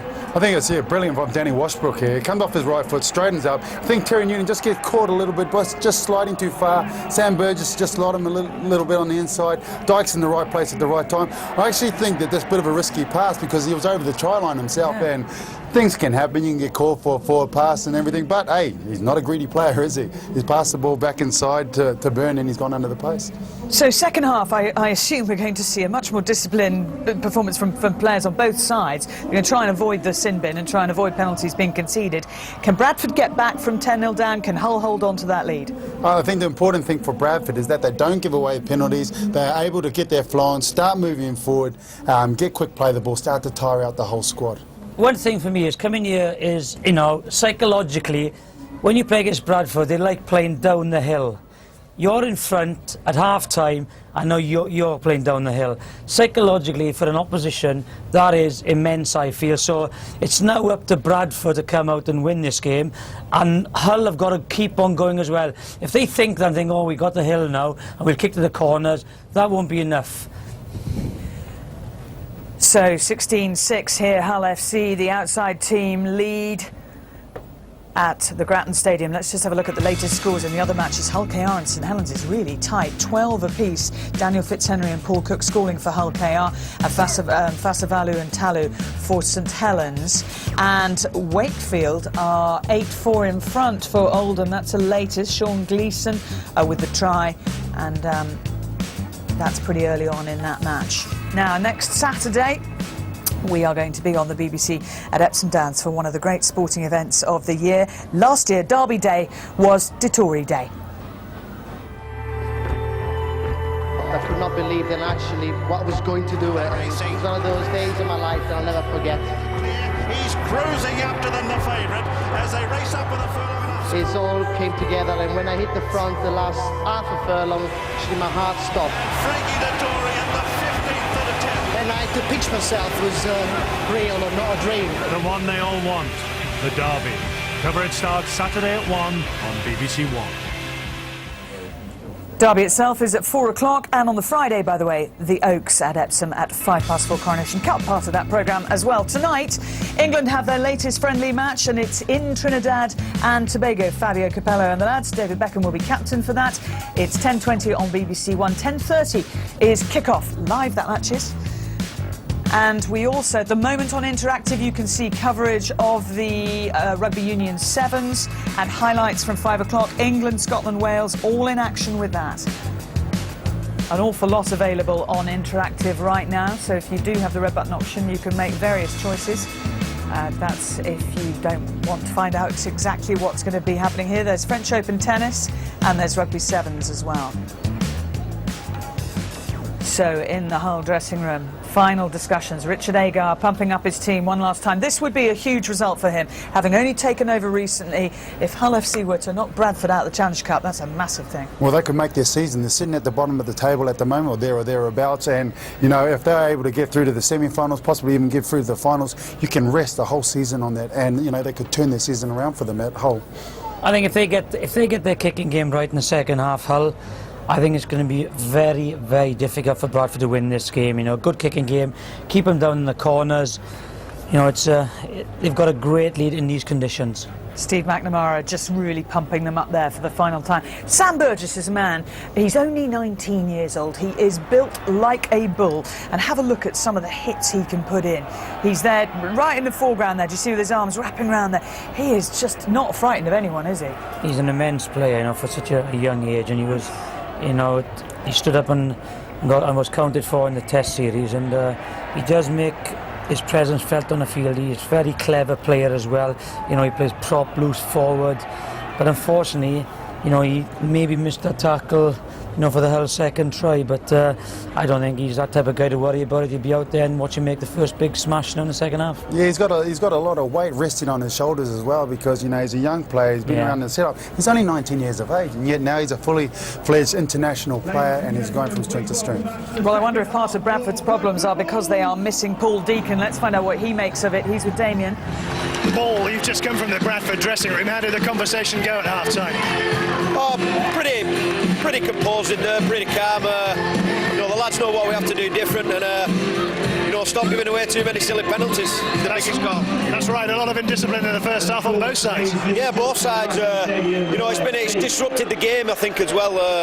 You know, there's been no flow in the game at all because of all the penalties. Is there some regret that you didn't take advantage of 13 men against 11 at one stage? Yeah, there was. You know, it's a big advantage to have. I think we had it for about 3 minutes, but didn't capitalise on it. You know, Hull have got a couple of breakaway tries, and that's the difference at the minute. Thanks, Paul. OK, thank you. Well, both sides have one player still in the sin bin at the start of this second half. Let's go back to Brian Noble and Dave Woods. Well, I think it's 13-12 now, isn't it? Just having a quick count. I've lost count, I must admit, the way these sin binnings, the cards that have been flurried in this game so far from Steve Ganson. But I think Hull are back to 13 and Bradford are down to 12. Halley is the man who's missing at the moment. That's a big hit. Big start to the second half as well, and Bradford have got to really reassert themselves, haven't they, here? Just put themselves on the front foot once more in the start of this second period. I think Jonathan Davis makes a really pertinent point. The rain has started to increase and be a little bit heavier, and if Hull get their kicking game in order, it's going to be a really big effort from Bradford to get back here, but they're well capable of it. We'll talk about, you know, context of the season. The fact that there isn't relegation this year really helps Hull, doesn't it? Because they would possibly be thinking about relegation issues and maybe not fully focused on the cup.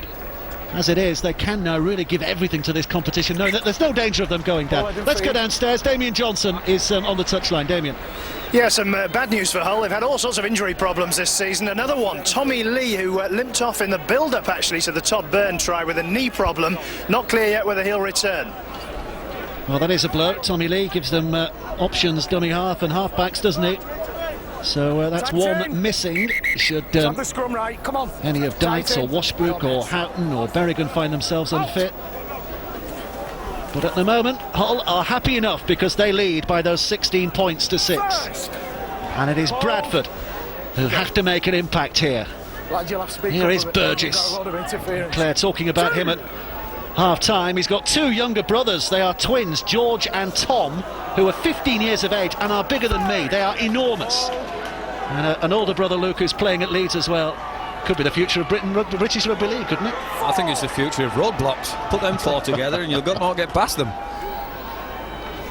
Here's Lynch, who's just about inside Hull territory on the 6th tackle, the next. Newton from dummy half. Harris kicks it away. Down the field it goes. Singh watches it carefully. Graham Horne did a good job of getting himself in the way legally. Washbrook. 2. Hold. You'd expect a fairly conservative approach, wouldn't you, from Hull in this second half now. Bradford Bulls have to score twice and kick both the goals to give themselves the lead. And they cannot concede.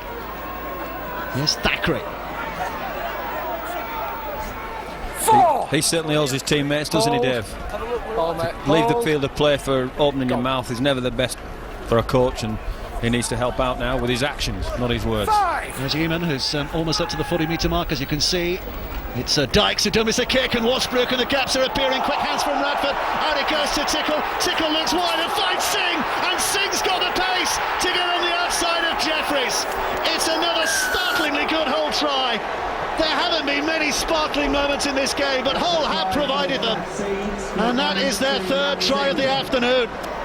Absolutely outstanding play from Hull. I think he was on the last play too. I think they've threatened to kick, they've lied to kick, they haven't kicked, they've put the ball through the hands. Here we see, threatens to kick, great ball, drag Newton out the line, and then it's a matter of quick hands. What a superb finish, and a great pass at the end there from, I think it was Danny Tickle, who finishes it off. Super score from Hull. Claims of a forward pass in here from Radford to Tickle, that one. It looks a bit dodgy, doesn't it? And they've got away with it. They've got away with a couple of things, the whole team. That's a great finish for them. This tackle, this pass.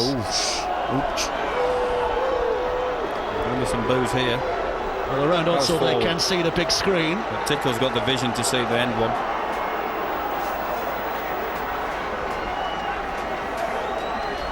Well, Matt Singh doesn't care whether it was forward or not. Just at this moment, he knows that the try has been given. Once the referee points his finger, that's it. Argument's over. Danny Tickle, whose kicking has been perfect so far. This is one of the more difficult attempts he's had today. But he swept it in very nicely indeed. 5 out of 5, and it is 6 now to Bradford, 22 to Hull. Thinking caps on for Bradford Bulls. Fantastic play there from the would-be kicker. I think it was Adam Dykes, and they're shaped up Hull. They're all in the right position, so they make the pass play. A bit of a dubious forward pass, but you have to say that the finish is clinical at the end. Well, is there a way back for Bradford from this? Because Hull, not only leading, are suddenly fired up. Now it is a 3-try game. Bradford Bulls have to score 3 times. Tommy Lee's played his last today, as you can see. That's the extent of the injury. Here's Radford. And just the start to this second half that Hull required. And we talk about clever players in situations, but Adam Dykes was terrific there, wasn't he, in setting up that try? Yeah, he was. He threatened to pass.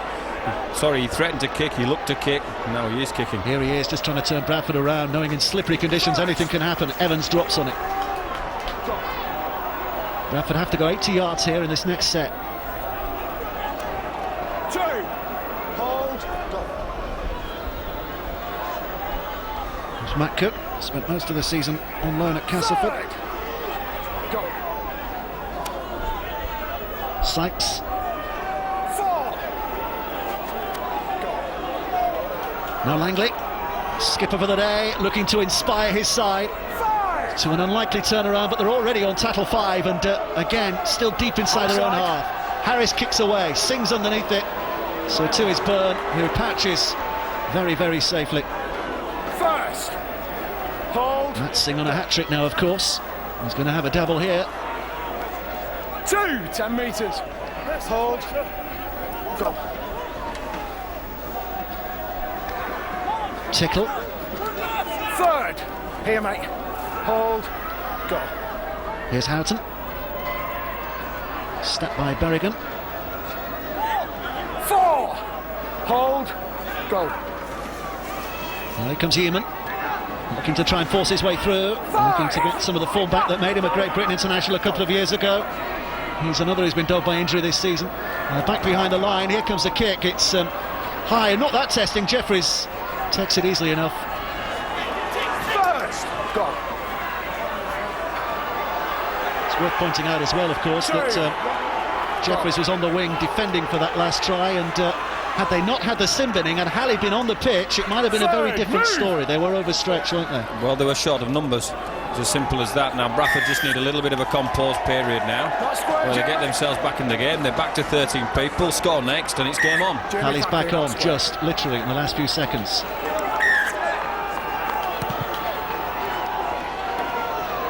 Well, he will feel he owes his side something here as well, won't he, David Halley? First, hold it. This is Newton. 2, hold, back foot, German.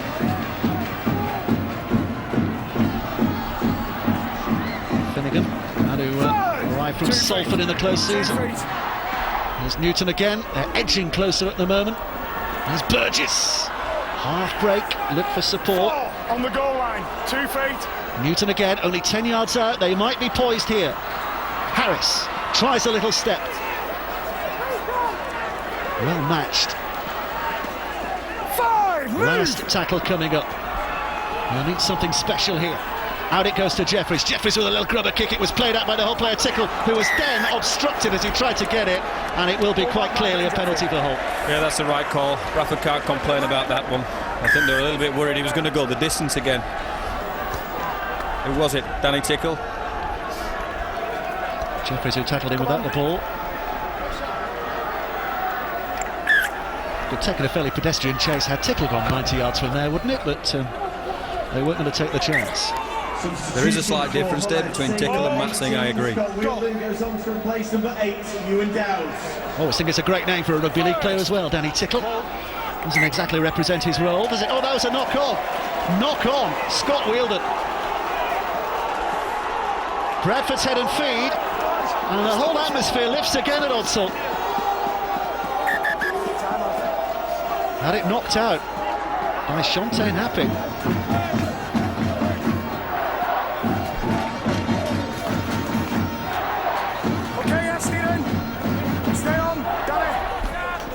Here's Jeffries with a feed. Harris picks up from dummy half. Steve Canson ducks to get out of the way. Here's Halley, outnumbered. In the end, all he could do was stay in the field of play. Platt. He's trying to muscle their way forward here, Bradford. They need something that can inspire them here, to lift them. Here's Burgess, a man who can produce such an impetus. Not on this occasion. Now it's Newton. Jeffries to his right. Right further to Harris, and now Langley comes in at pace. Repelled temporarily by the whole defence, but there are 2 tackles still to come here, and even more now. Penalty. Adam, come here, mate. Adam Dykes has been penalised for pulling hair. You don't see that very often on the rugby league field. field. Don't get hold of his hair. Okay, it's hair. It's her. That's St Helens for hair, Adam, in case you were wondering. There you see. Bit of a language barrier between the southern beaches of Sydney and St Helens. Is what is her? Here comes Harris. Now Jeffries. Platt's on the inside. Jeffries tries to go, forces the pass, giving it away. They panicked, but now it's been lost again. 2 knocks on. First one will give Hull the head and feet. Well, that's what Bradford had to do, unfortunately. Whilst there's still 30 minutes on the clock, I don't think they've got the time to be that patient with 3 scores in this weather. They've got to push for each other. Not sure Ben should have made that pass, but gives Hull free ball. Well, had it gone to hand to Matt Cook, we would have been acclaiming the brilliance, wouldn't we? But unfortunately for Bradford, it didn't. First, go. Singh. 2. Substitution for the Bradford Bulls, number 5, Tommy Tupu, goes on to replace number 10, Andy Lynch. 3rd, Hold, mate. Tommy Tupu has just come on for Bradford in place of Andy Lynch. That's an odd one, isn't it? I mean, size-wise, they're very similar, but in terms of position, it's a winger for a prop. Yeah, he played prop a couple of weeks ago, trying himself a better option to get into the team because they've got some pretty exciting outside backs, Bradford. He's already limping as well, Tommy Tupu. He is too. As the kick goes downfield. Onside. So, taken by Platt. First. You see Tupu just at the bottom right of your screen there, just ambling back into position.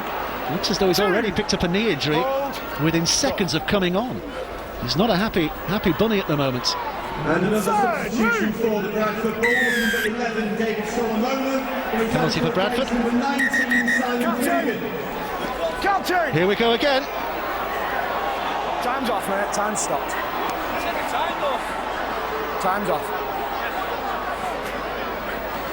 Same player again twice. He's on his head, preventing a quick play of the ball, mate. I'm leaving it with you. It's a euphemism for if he does that again, he's going to be sin-binned. Come on, Adam. And don't think he won't. First.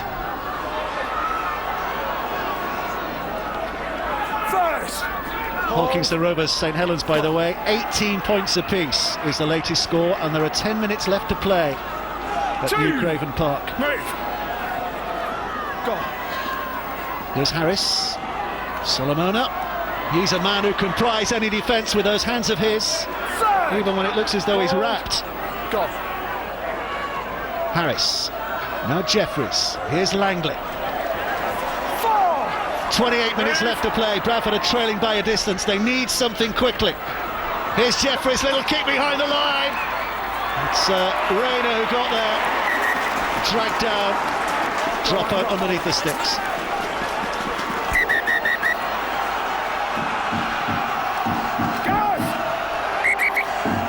Now Gareth Rayner's in trouble. Get the ball. Come on.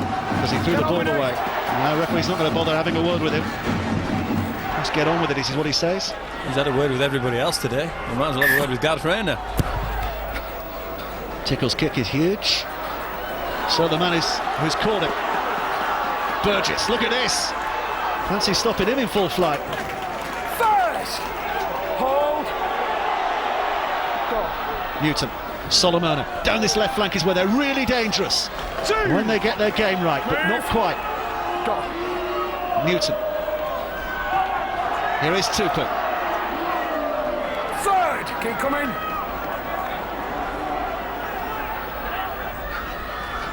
Harris. This is Platt. Platt. Decided to straighten up but couldn't find a route through. But they're really hammering this line now, the Bradford Bulls. They've not given this one up. Burgess!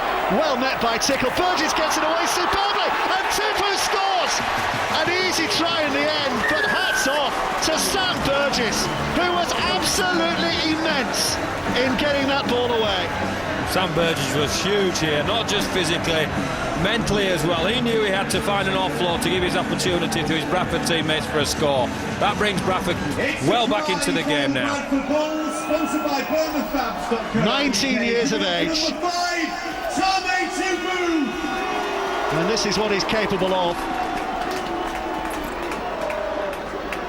Terrific to get that away. So if Harris kicks this, the gap is cut to 10, over it goes. They are making a case for themselves here. Fantastic play from Sam Burgess. If we just, as he goes into the tackle, if we stop it there, we've surrounded three people and the third person coming in. The offload from Sam Burgess, if we roll it on there, he gets the ball free from that tackle. Newton's to clean it up, straight onto Tamir Tupi in open space. And that try converted for the Bulls, sponsored by Publico by number 6, Yestin Harris. Tamir Tupi made his debut for the Bradford Bulls in front of the BBC cameras last year in the Challenge Cup against Huddersfield. He scored a couple of tries that day. Neither of those took much scoring either. Here's Tickle with a restart. Well, suddenly, potentially self-doubts, but Jeffries' footwork there is awful. And just like in the first half when Dykes let one through, this time it's Jeffries who's wondering what on earth went wrong. Ouch. Hope that's just not the pin in Bradford's bubble. You know, with 25 minutes to go, they're well capable of 2 scores. They know that now.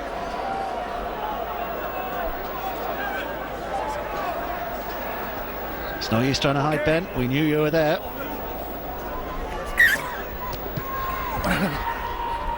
Kick by Sykes.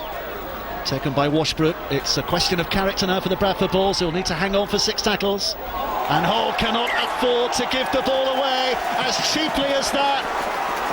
Wheeldon's furious with himself, and well he might be.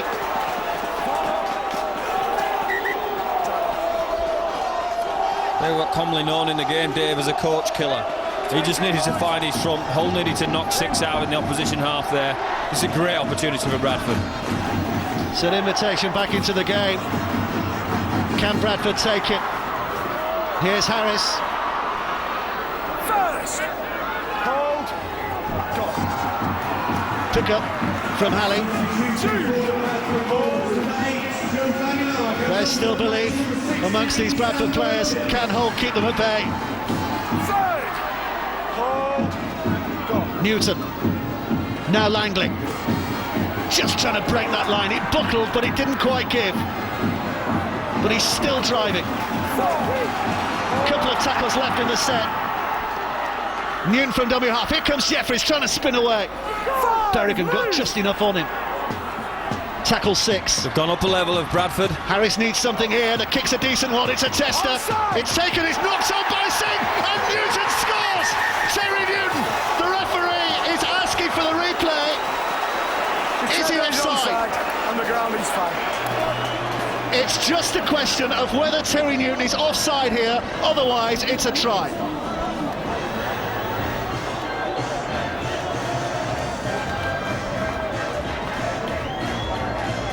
Well, there's the kick. It all depends whether the... is he onside? Is that Newton there that's chasing the ball? Newton's the man on the right. Newton's the man on the right who's diving now.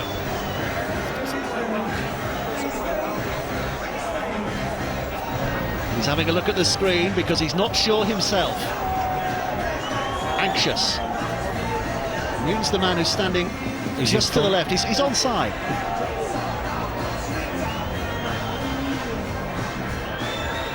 Oh, you're right, he's offside, isn't he? He's offside.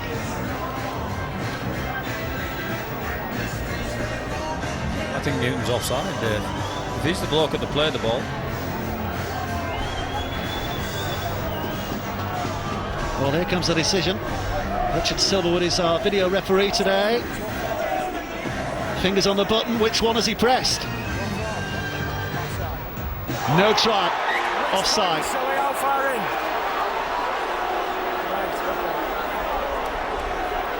Just wait here, lads. Do you know something, Dave? Bradford were in the ascendancy, not just the manner that they're 10 points behind. They were playing with fluency, they were playing with vigour. Their north to south play, their go forward play, if you like, was really exciting. They looked to be on the front foot.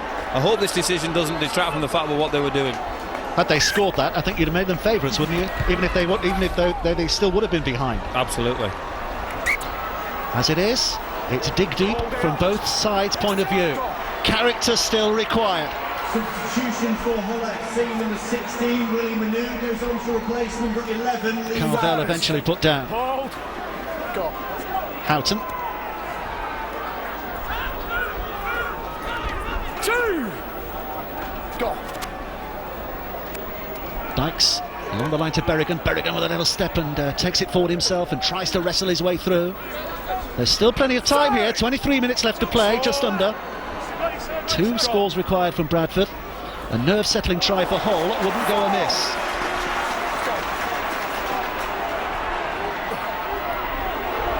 Rattle forward by Washbrook. Hold. Go. Here's Berrigan. It's going to go out of play, is it? Is it? The big corners, but it's a tap back on the 20. Now, Terry Newton, try against him. Was he offside? I think that proves absolutely that he was. Yes, he was. I think he knew himself. He had that suspicious look about him, did he, Terry? I thought he always had that. 2. Hold. This is Jeffries, who's waiting. Now Tupu again, trying to muscle up down the middle. Substitution for the Bradford Bulls, number 16, Sam Burgess. Penalty, hanging on too long. We're treading familiar territory here.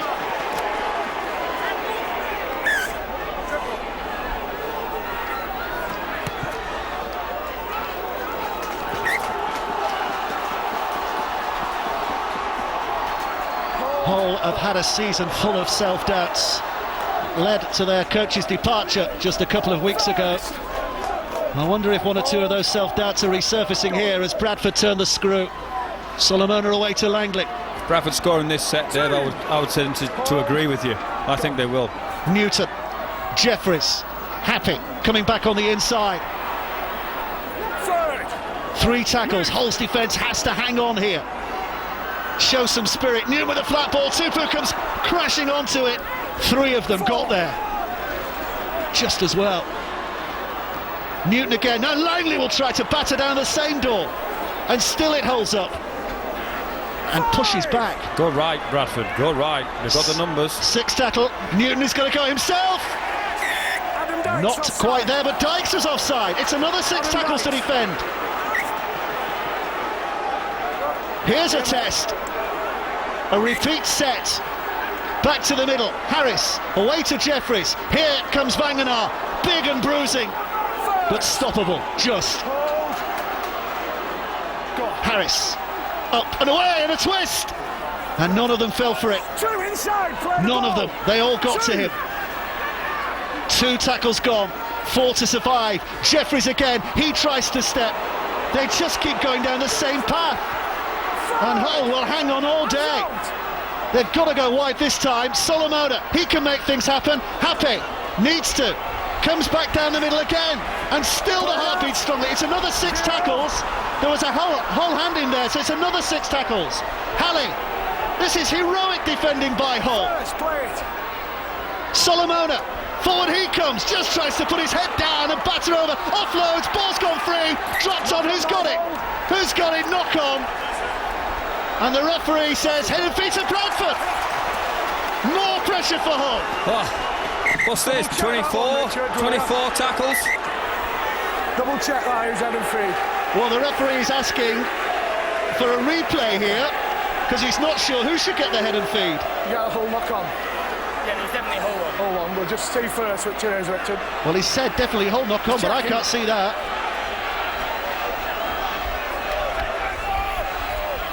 There's no hand there, it's an offload. It is his leg. That's off his foot. Dave Halley gets the ball, let's play on. Yep, there were no knocks on at all there, were there?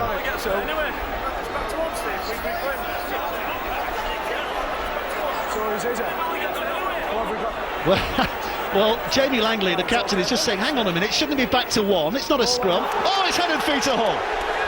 Head and feet to Hull. Well, I don't know where he's pulled that one from. Time's off. Yeah, Titan. Well, Hull will be breathing very, very hard after a stint of extraordinarily brave defending to keep Bradford at bay. And they've just been given a real let-off there. Steve, come on. Hold. Go. Hull Kingston Rovers 18, St Helens 24 is Noah Latey's score. Go. And they are still playing. And they're still playing here as well. Go. Here comes Carwell, head snap back. Big hit. 4. Hold.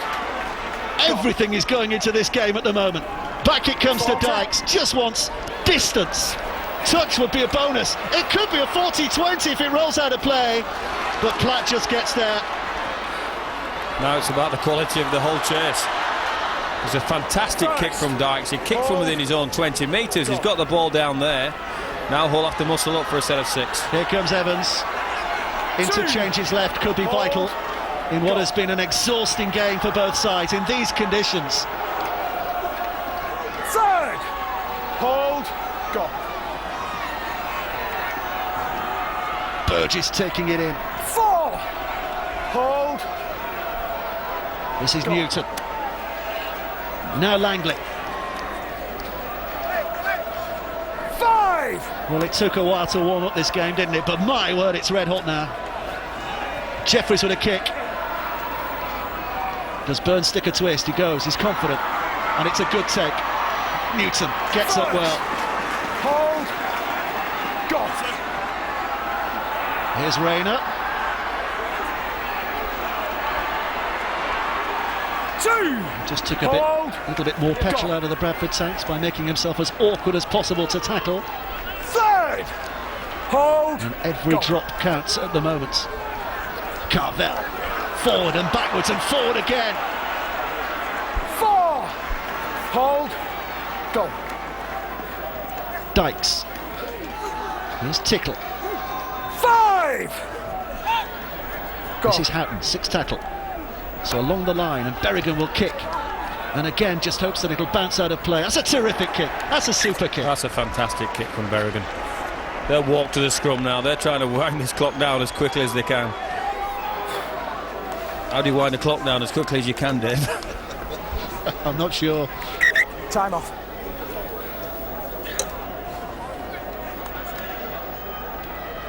Time's off. That's a sensible kick from Sean Berrigan. Their big signing from Brisbane. Over on there, lads. In the summer. He's proved himself over there on the 20. Tough customer this year. He's On the taken 20. some knocks, hasn't he? But he keeps playing. He's only missed a couple of games. Okay. Tighten. Out. First. Have they weathered the storm here, Hull? No, I think the storm ought to come from Bradford. I think Bradford do need field position, so their forwards are going to have to do the work again, find their fronts. Burgess, slow to his feet, and he was being impeded, according to the referee. Do you know something? Every time they've done that, they put themselves under pressure, Hull.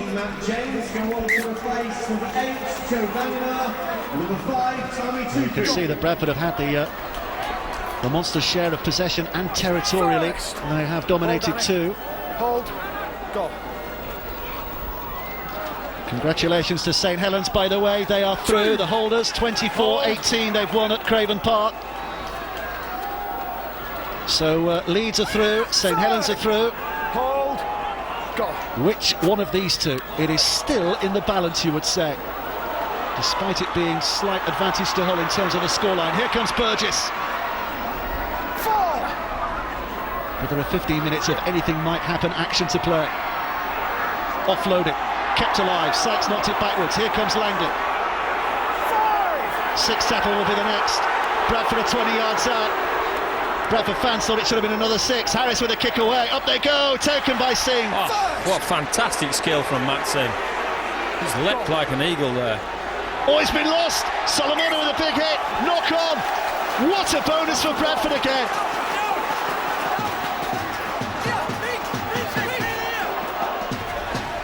Well, that's one fantastic piece of play from Hull, and then David Solomon comes up with a great ball steal there.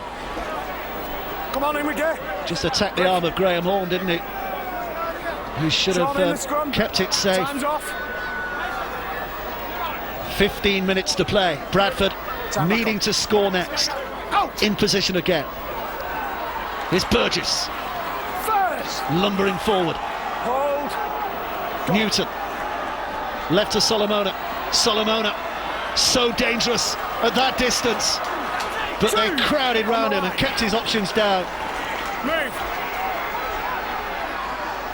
Slow to his feet. Happy. Back along the line to Jeffries. Jeffries behind to Yestin Harris. Out it goes to Platt. They've got the numbers here. Behind Evans, he lost the advantage. Rayner slipped, but they still recover. In it goes. Taken by Sykes. Out he goes. The flag's up. Touch. Good result for the Hull defence. Right, you can see the desperation in the Hull side, can't you? You can see them making that extra effort. They had a slip on the fringe there with Rayner and somebody covered up for him. These are the kind of the players that they're going to have to need. Here we go.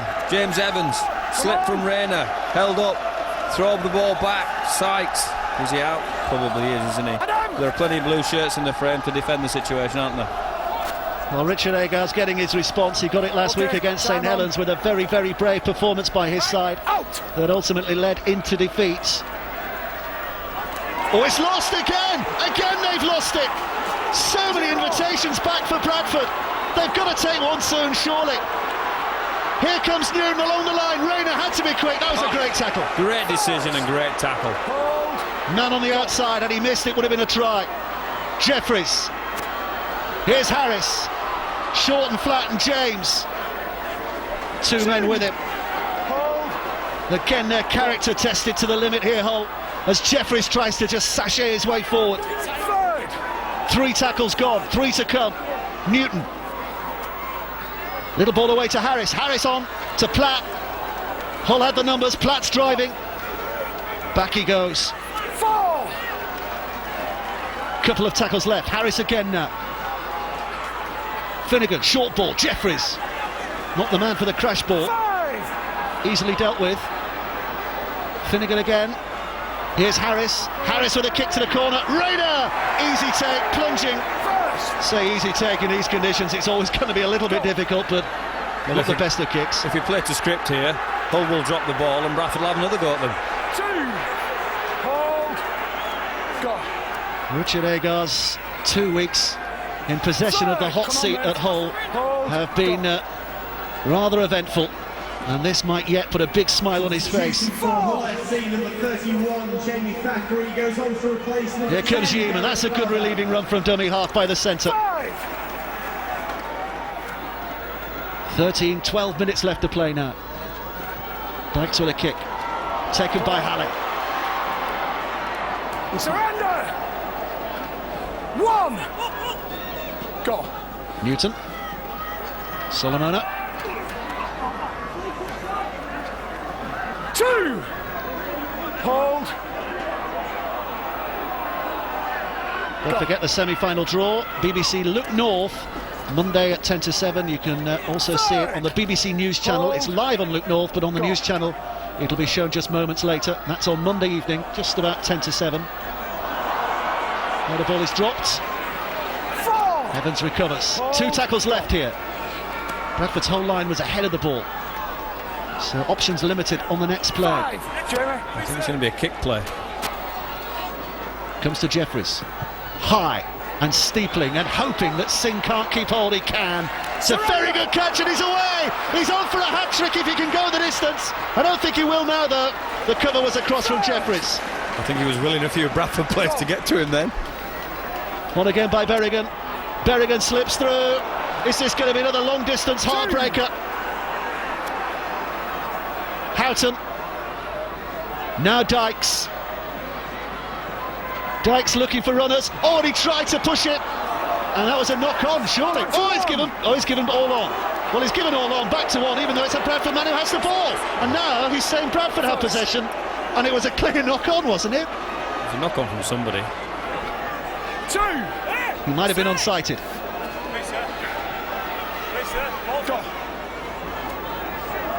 Harris with a step. Won't try the long pass again. He's been burnt with that once before. If Hull come away with this game, Dave, it's purely on the back of their defence. They've been awesome this second half, the amount of ball they've had to defend. It's the kind of game where you'd expect on a full-time hooter both sides to sink to their knees, given the effort that's been given here. Solomona with a kick. No, not quite sure what he was intending there, but that wasn't one of his best. Over here, Simon, on the 20, mate. But both sides are giving absolutely everything to this, aren't they? Well, the unfortunate thing about this competition, as we found out yesterday, you don't get to go around again, Dave, so you have to give everything. Pack up. You have to pack it all into the 80 minutes. Every little bit of desire and effort and desperation has to go into now. All Steve McNamara can do is watch and hope and wait. First. Go. In terms of fuel left in the tank, you can see Bradford have 1 interchange left. Hull still have 3. Here comes Thackeray. 3rd.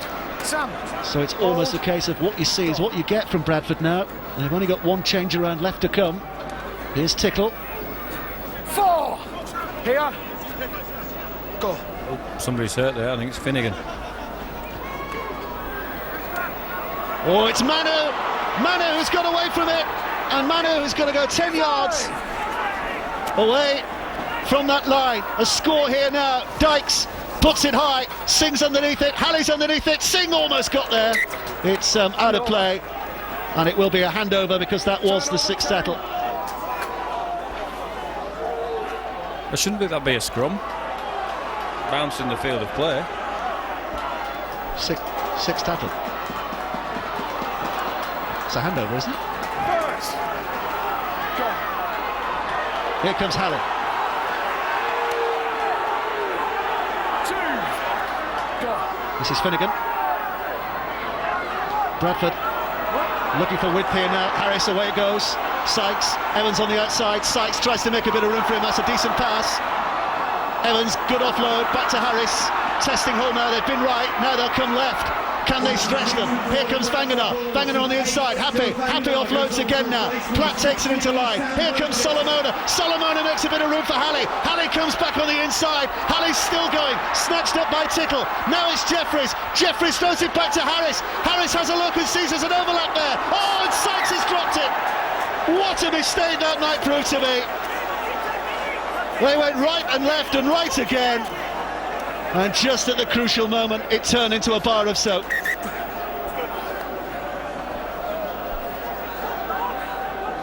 Wasn't exactly a stroll in from there, was it? But they had a chance. Hull are living on their nerves. 5,597. Thank you for your loyal support.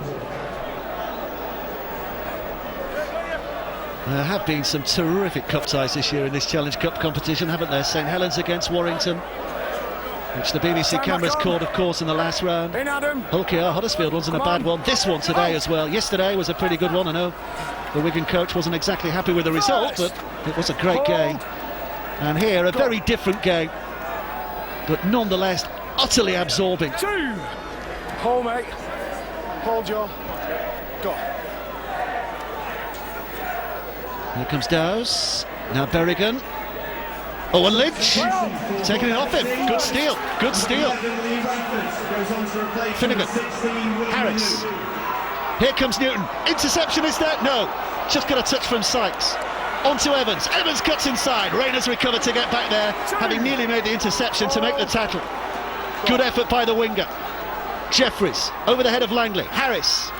This is Finnegan. Happy on the outside. Finnegan wants to go himself. 3 tackles to come here. Bradford have to score in this set, you'd fancy. Here's Jeffries, again over the head of Langley.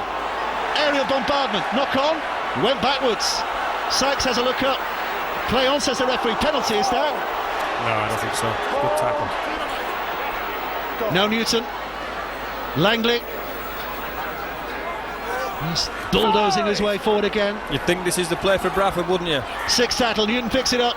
He's a 6 tackle master, straight into the hands of Berrigan, and Berrigan brings it free. And is that the game? Is that the game? I think if Hull kick this set out, I think it could well be.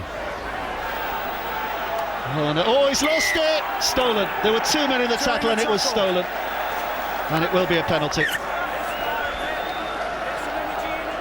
Terry Newton here. Couldn't have picked a worse man to kick at. Substitution for Hull FC, number 10, Gareth Carthel. Sean Berrigan brings it away. Number 12, Danny Tickle. Well, you've got the job of picking the man of the match today. It's a tough one, don't tell us just yet, but you'll have had a few thoughts, I'm sure.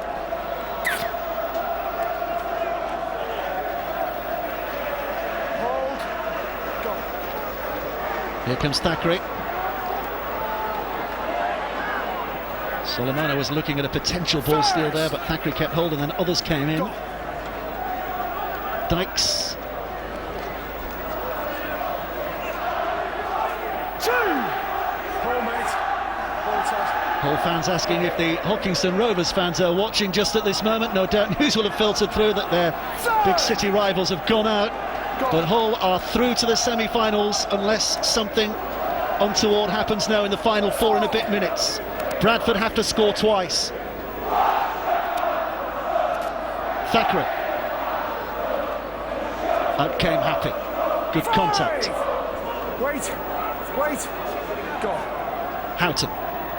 Back to Dykes. It's a chip and a chase. Lynch ran into him. The ball's going to roll out of play anyway. And it'll be a tap back on the 20. And Bradford have to come up with an 80-yard play here. Something in this set has to sparkle. First.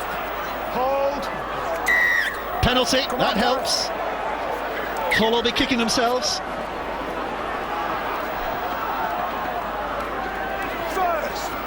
Hold. Go. Harris. Newton. Solomona. You have to say Hull have defended well, don't you, Dave? Well, their character has been immense, hasn't it? And as we keep mentioning, this season that they've had, was that backwards? Doesn't matter, Singh kicks it on! Matt Singh, Langley's there though, should have it covered and does. And Singh gets in to make the tackle. The season they've had, there's Danny Tickle, who's just about given everything today. The season they've had to show such character today has been applaudable. Newton, Finnegan, Hallam, steps, ran out of options, got the pass away, Solomona takes it on, Newton's there, inside ball, beautiful pass from Solomona. Newton still going, 4 tackles left here. Newton slow to his feet, he's another who's exhausted. Fanganar, Harris quick, Sykes did well to keep hold. 3 tackles left. Here's Jeffries, Fanganar, offloaded, Platt picks up, almost went without the ball. 4. Still a couple of tackles. Jeffries, Langley, just saw the gap. Yeamans, I think it was who did the recovery work. Here comes Sykes, who's in. Referee has a look, and the finger points. There's still a chance for Bradford here. There is a chance. Absolutely. And that's been coming for the Bradford team.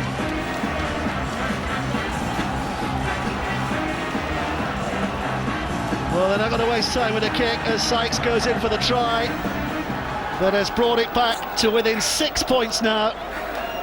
If this goes over, a try and a goal would win it for Bradford. If it misses, a try and a goal would take us into extra time.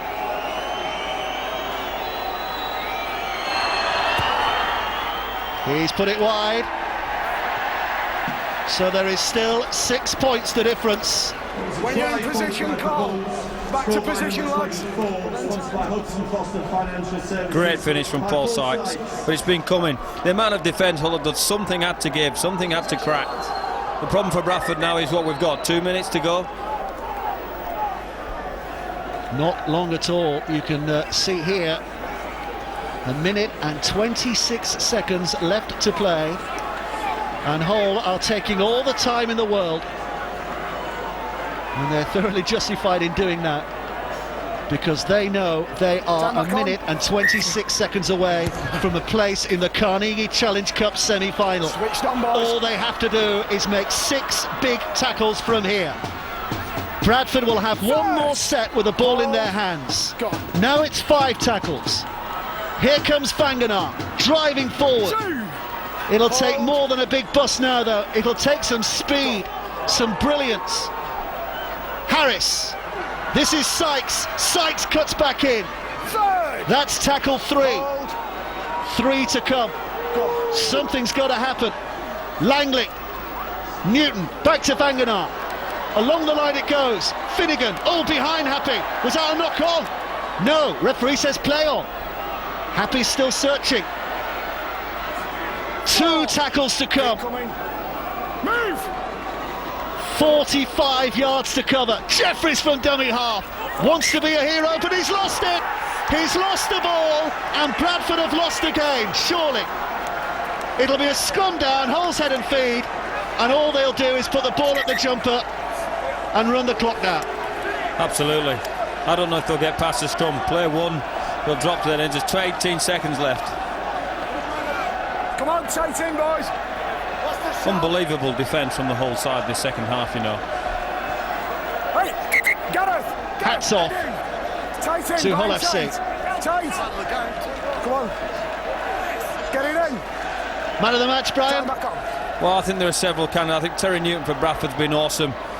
But the whole side in relation to their defence has been absolutely incredible. Matt Singh climbing in the air for tries and scoring tries when they had to do, but Adam Dykes has probed this team around. He's kicked well at the pivotal times because all Hull have had to do is defend. The whole pack can't get the man of the match award, but Adam Dykes got them around and they're delighted here at the end. Look how much it means to them. A place in the Carnegie Challenge Cup semi-finals. in this awful season that Hull have had, suddenly they see daylight ahead, and who knows, maybe a trip to Wembley where famously they have never won. But a big-hearted performance today means that they have beaten the Bradford Bulls by 22 points to 60. The game is Sunday the 8th of June, kick-off 3 o'clock. Down here on the touchline, I have Richard Agar, the Hull FC coach. Richard, a famous victory for you. Famous. I just thought the courage will show were unbelievable. You know, the second half seemed like it was played entirely in our own quarter, and I thought the spirit in which they defended, you know, were worthy of this competition. As a game, it was a slow burner, but it came to life in the second half. What was it like to watch as a coach? Very stop-start. I thought the game never got any flow or tempo to it, to the conditions and the amount of ongoing stoppages that we seem to get. You know, I just thought that it were a magnificent defensive effort because, you know, we saw very little of the football and we come up with some sloppy errors as well. I get the impression this is a win that goes beyond today. This is about your whole season. You know, we keep talking about the season and kick-starting and things like that. We're just going 1 week at a time. We set ourselves some little challenges and staying in the cup were one of them. And I'm glad we're in the semis. Thanks, Richard. Well done. Thanks a lot, mate. Adam Dykes, the Carnegie Man of the Match, is on the way. Here he is, Adam. There's your champagne. Congratulations. A terrific effort by Hull in the end. Yeah, we sure made it hard for ourselves, but to our credit, our defence is outstanding on the line. Bradford are a great side, and to hold them out like that, it's a credit to our boys. Some real nervy moments. You kept dropping the ball on your own line. Rich Agar hasn't got much hair as is, mate, so the bit he's got will be sending him grey after that. You've got a new coach. Is there a sense that the players are pulling together for him? There was evidence out there of that. Oh yeah, well, you know, everyone tried their guts out on the Sharpie. You know, we miss him a lot. He was a great coach and a great friend. But Rich has come in, and everyone's trying to live for him and do their best we can for the club. Couple of key moments in the game: Matt Singh's breakaway, and also Terry Newton offside for the disallowed try in the second half. Yeah, I had a hint he was going to be offside, and you know, it's just our day. We haven't had much luck this year, so to get a bit of luck, you know, it's really good for us. Carnegie Man of the Match. Well done, Adam. Matt Singh's here. Matt, you were a contender for Man of the Match. Couple of tries and a fantastic take. Yeah, I think there's a lot of blokes in our team that would have been up for Man of the Match. We just hung in there. You know, they're a great side, so we just wanted to hold on in each 20 minutes of each half. So just hang on in there, and we got away with the win. With a new coach in, was there a sense that the players really were pulling together to get him off to a good start? Yeah, I think over the last couple of weeks, I've had a few difficulties, but I think the boys, really wanted to lift ourselves, especially for this game, and we want to improve for the rest of the year. Tell us about that first half try. You plucked the ball out of the air and you had 80 metres to run.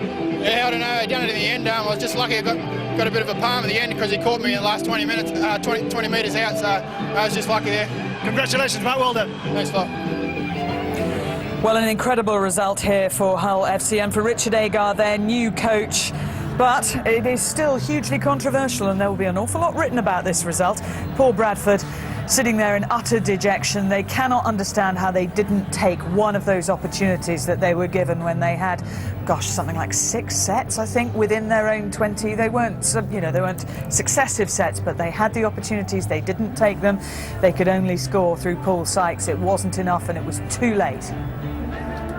But let's have a look at Matt Singh's second try of the match. There he is, getting a hug from Richard Agar. Jonathan. I think they had to come out and, get an early try, and that's what they did, didn't rest on their laurels. The dummy kick is brilliant because he pulls the first defender and Newton goes in, right, and he just skips on the outside of him. What that does then is all the other defenders got to go in. You've got to remember they're a man short as well. So the dummy kick, is this forward? Well, judge for yourself, He didn't give it. So there we are. I know they get on the outside. It's a great ball here by Tickle, but Ben Jeffries is there on the wing because, the winger is in the sin bin. So it's a great finish and great play by Dykes. Matt Singh, congratulations to him, and he's had a huge part to play in this match. But Bradford came back into the game, and it really started to look like it might turn. Sam Burgess, a huge impact in this match. It was his offload that creates the try for Tami Tupu. Yeah, Sam Burgess comes on a good line. He runs into a world of traffic, but he still has the strength and the ability to keep the ball alive. Newton, smart player as he is, comes around and feeds Tami Tupu in a world of space. or if he come on as a front row, he's a winger, but he come on as front row or front row. I'd love to see that sort of space that close to the try line. Arguably the key moment of the match. Yeah, there was a try disallowed, and if we look at it, it's very difficult for the video referee. From the kick here, Iestyn Harris kicks it. Platt is onside, but Newton is offside. So Platt's chasing the ball. As soon as he touches it there, Newton is not within the 10 metres. So he is now technically not offside. That is a try. But unfortunately, you know, Richard Silverwood hasn't got the technology we've got. For him to say yes or no, that was 10 metres or not, was very difficult, you know. So for us, we've looked at it and it was a try, but Richard Silverwood had to make the call there and then. Let me ask you a question. How embarrassing is it for the RFL that Hull FC, who have twice fielded an ineligible player, are now in the semi-finals? I think they should have been out. They've broken the law, the rules or the laws of the game, so they should be out. There's Thackeray, you know, we were on about form guidelines before the game. You know, the only form they should have done was make sure that he was eligible to play. So, but unfortunately, they've made a decision. They're in the semi-finals. Forget about it. No, they can only play. And, you know, the RFL have let him in. So the last four are as follows. We know that St Helens are through. Hull FC are through. Yesterday, Leeds Rhinos went through. Wakefield are on their way. They're leading 40 points to 4 against Oldham. You can see, you can buy tickets, by the way. Well, the ticket information line is 0871 226 1313. If you want to hear the draw for the semi-finals and watch it, you can do so on Look North, but also it will be on the BBC News channel. It'll be live on Look North, though, at 6:50 tomorrow evening. Monday evening. Can you sum that up in a sentence, Robbie, today? Well, a game of two halves. You know, one affected by the man in the middle. In the second half, what can I say about Hull's defence? They wanted the game bad enough. They kept Bradford out. So no, not in one sentence, probably in about 12. But I'll put it down to Hull's defence. They really did like it and want it. Hull's defence has most certainly got them through. They are through to the semi-finals. Pretty horrible day here in Bradford. The floodlights are on even though it's daylight. Wonder what it's like in Edinburgh. Here's Jill Douglas. Why would anyone ever question the quality of the Scottish weather? We've had glorious sunshine all weekend so far for the Emirates Airline Edinburgh Sevens, and not a midge in sight.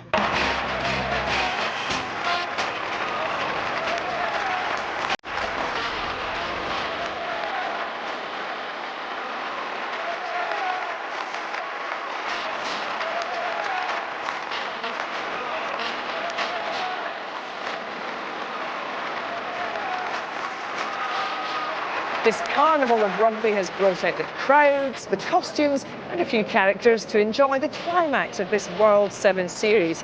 It all began back in December.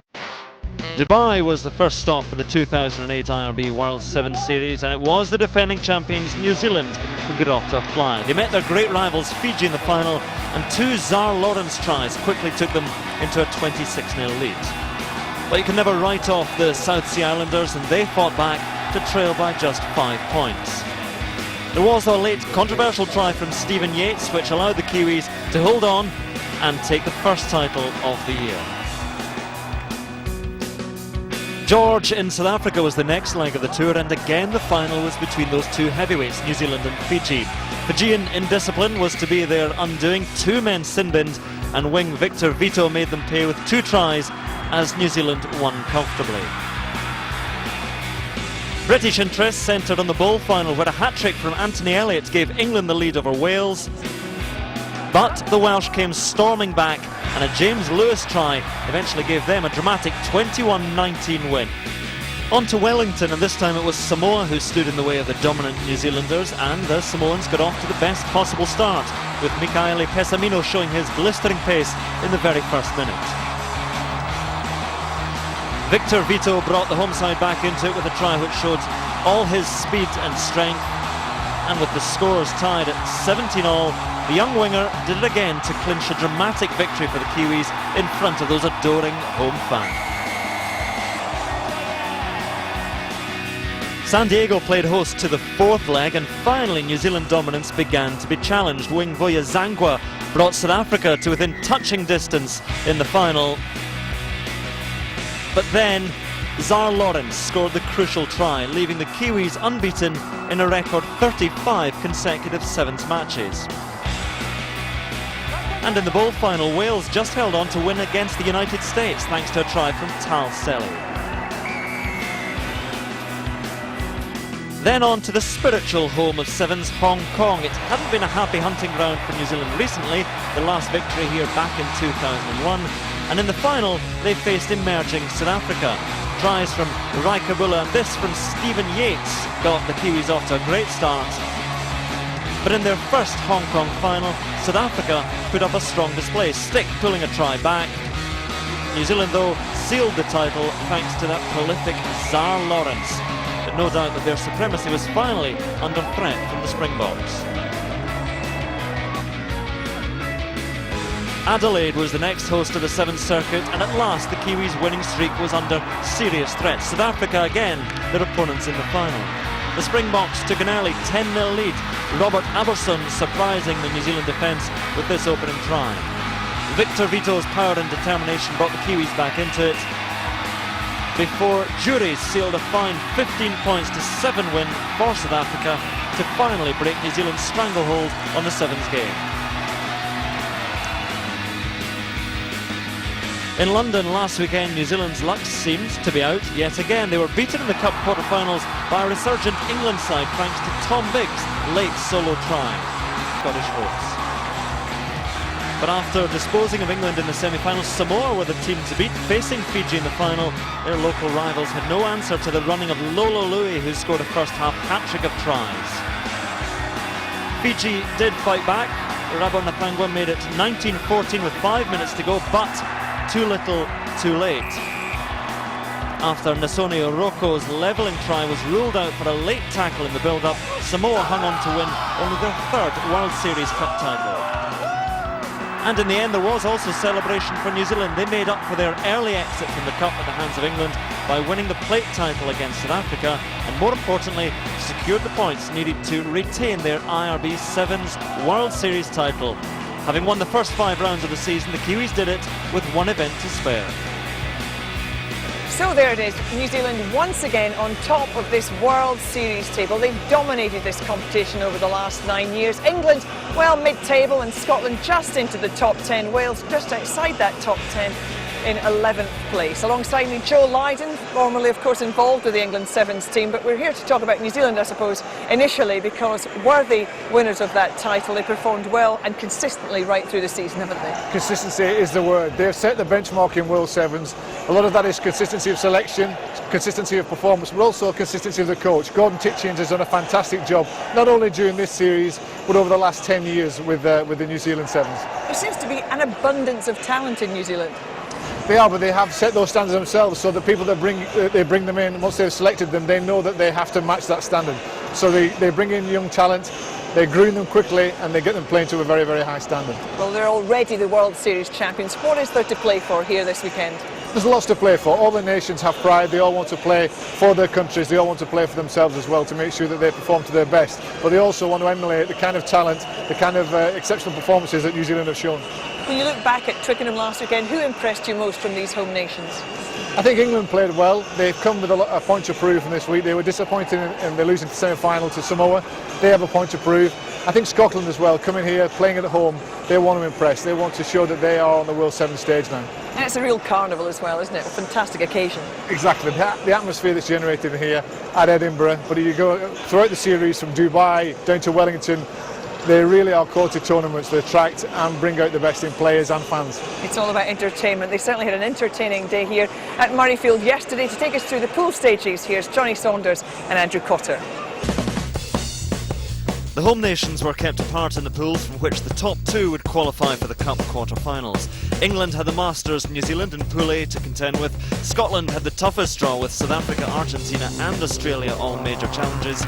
Wales group a little friendlier with Samoa the favourites, and Fiji were expected to dominate Pool D.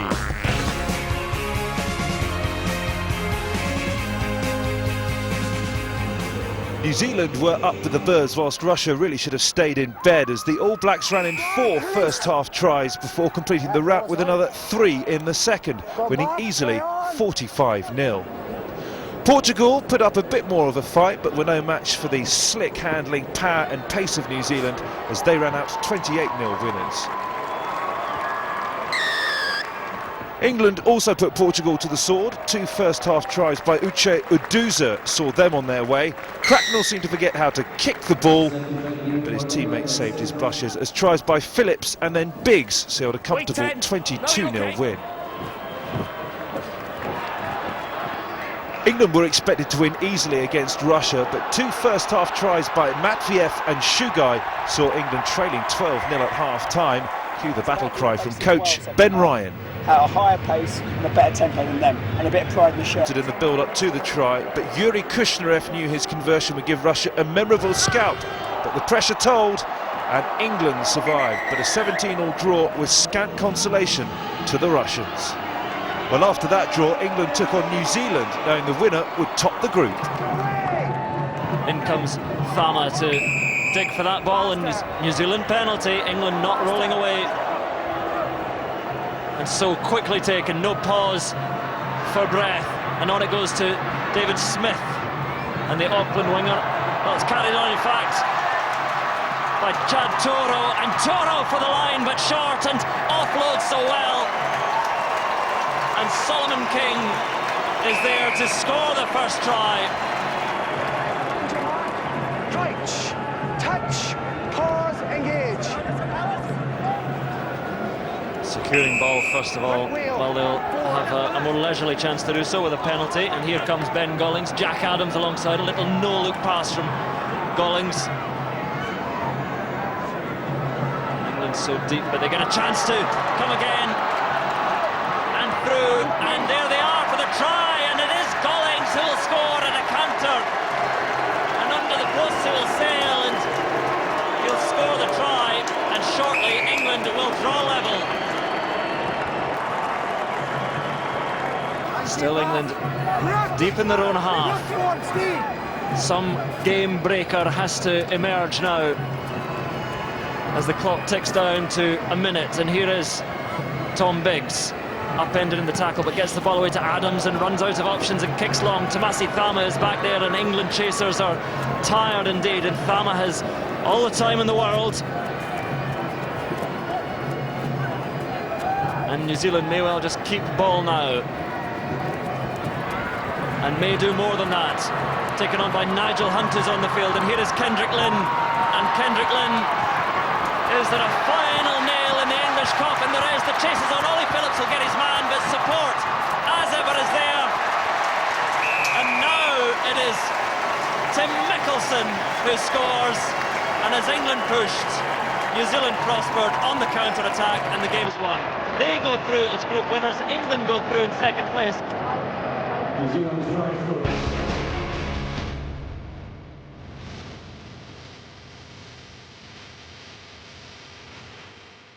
Pool C looked as if it would be dominated by the London Sevens winners Samoa, and it wasn't long before Alatasi Tupou has helped them to a 12-0 lead over Canada in their opener.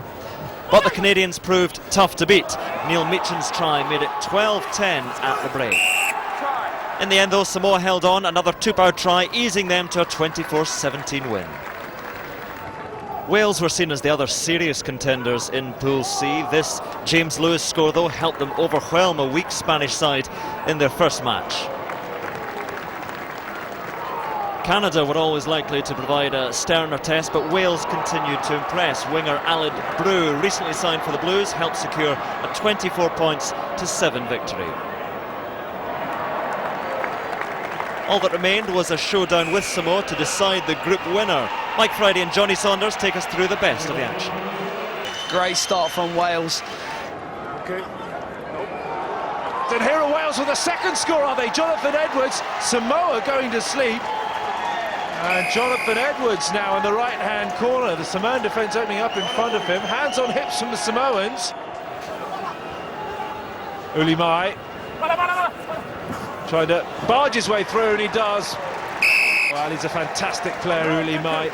No, it's possible. For me, it's okay. Here's McAtee. Looping pass out towards the far side.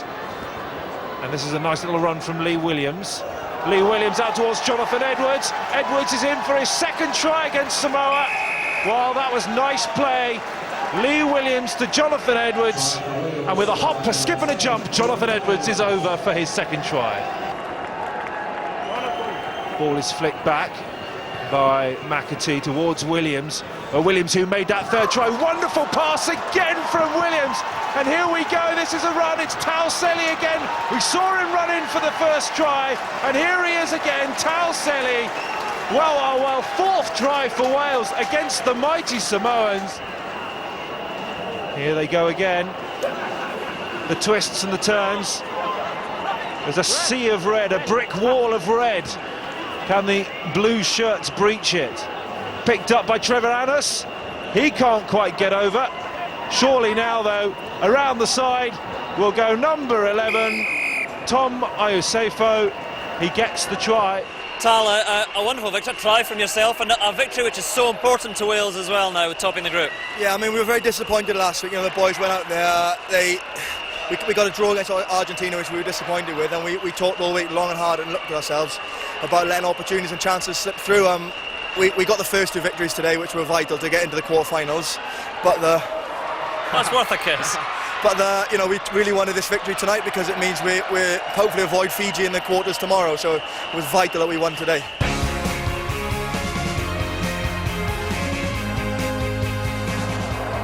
Fiji played some sublime sevens rugby in Pool D. No one could live with their pace and power. This Tomochi Matanavu solo effort against whipping boys Moldova was fairly typical as they romped home at the top of the group. And anything the Fijians could do, it turned out the French could match it, just with the boot. This effort from Nicolas Bray helped France to a convincing 22 points to 12 win over highly fancied Kenya, and they would join Fiji in the quarter-finals.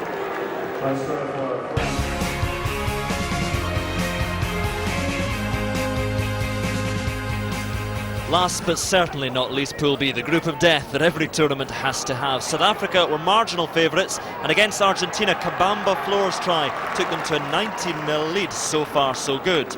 But the Pumas piled on 3 late tries without reply. Santiago Gomez Cora's kick and chase was enough to secure a dramatic 19-all draw. But the shock of the group was yet to come. A rampant Scotland thrashed Australia 33 points to 7. This Andrew Turnbull try helped the hosts to their biggest ever win over the Aussies. And the excitement didn't end there for the home fans as the Scots then took on South Africa. The 7th side applauded onto the field by the senior squad about to... And this could open up the door for South Africa with Dimas onto the field. Danwell Dimas has scored for South Africa. Here they go again, Scotland. Rampaging forward, this is Turnbull. Turnbull can move. Turnbull to score in the corner, yes! Turn them off, play on. South Africa have turned it over. Well, some spells of play here which are quite mesmerising. And here goes Ments now. Ments to the try line, beats the tackle. Going to try and get as near as he can to the post. In fact, he throws the dive in early. Given against them, and a controversial taking of the penalty. They've gone for the 3 points. They've got the 3 points. And at the death, Scotland lose by 22 points to 21. Scottish disappointment was heightened by the suggestion that kicker Stefan Bassod hadn't retreated fully to his own half for the restart, but on closer inspection he had, and it was hard to take for all the Scots in the crowd.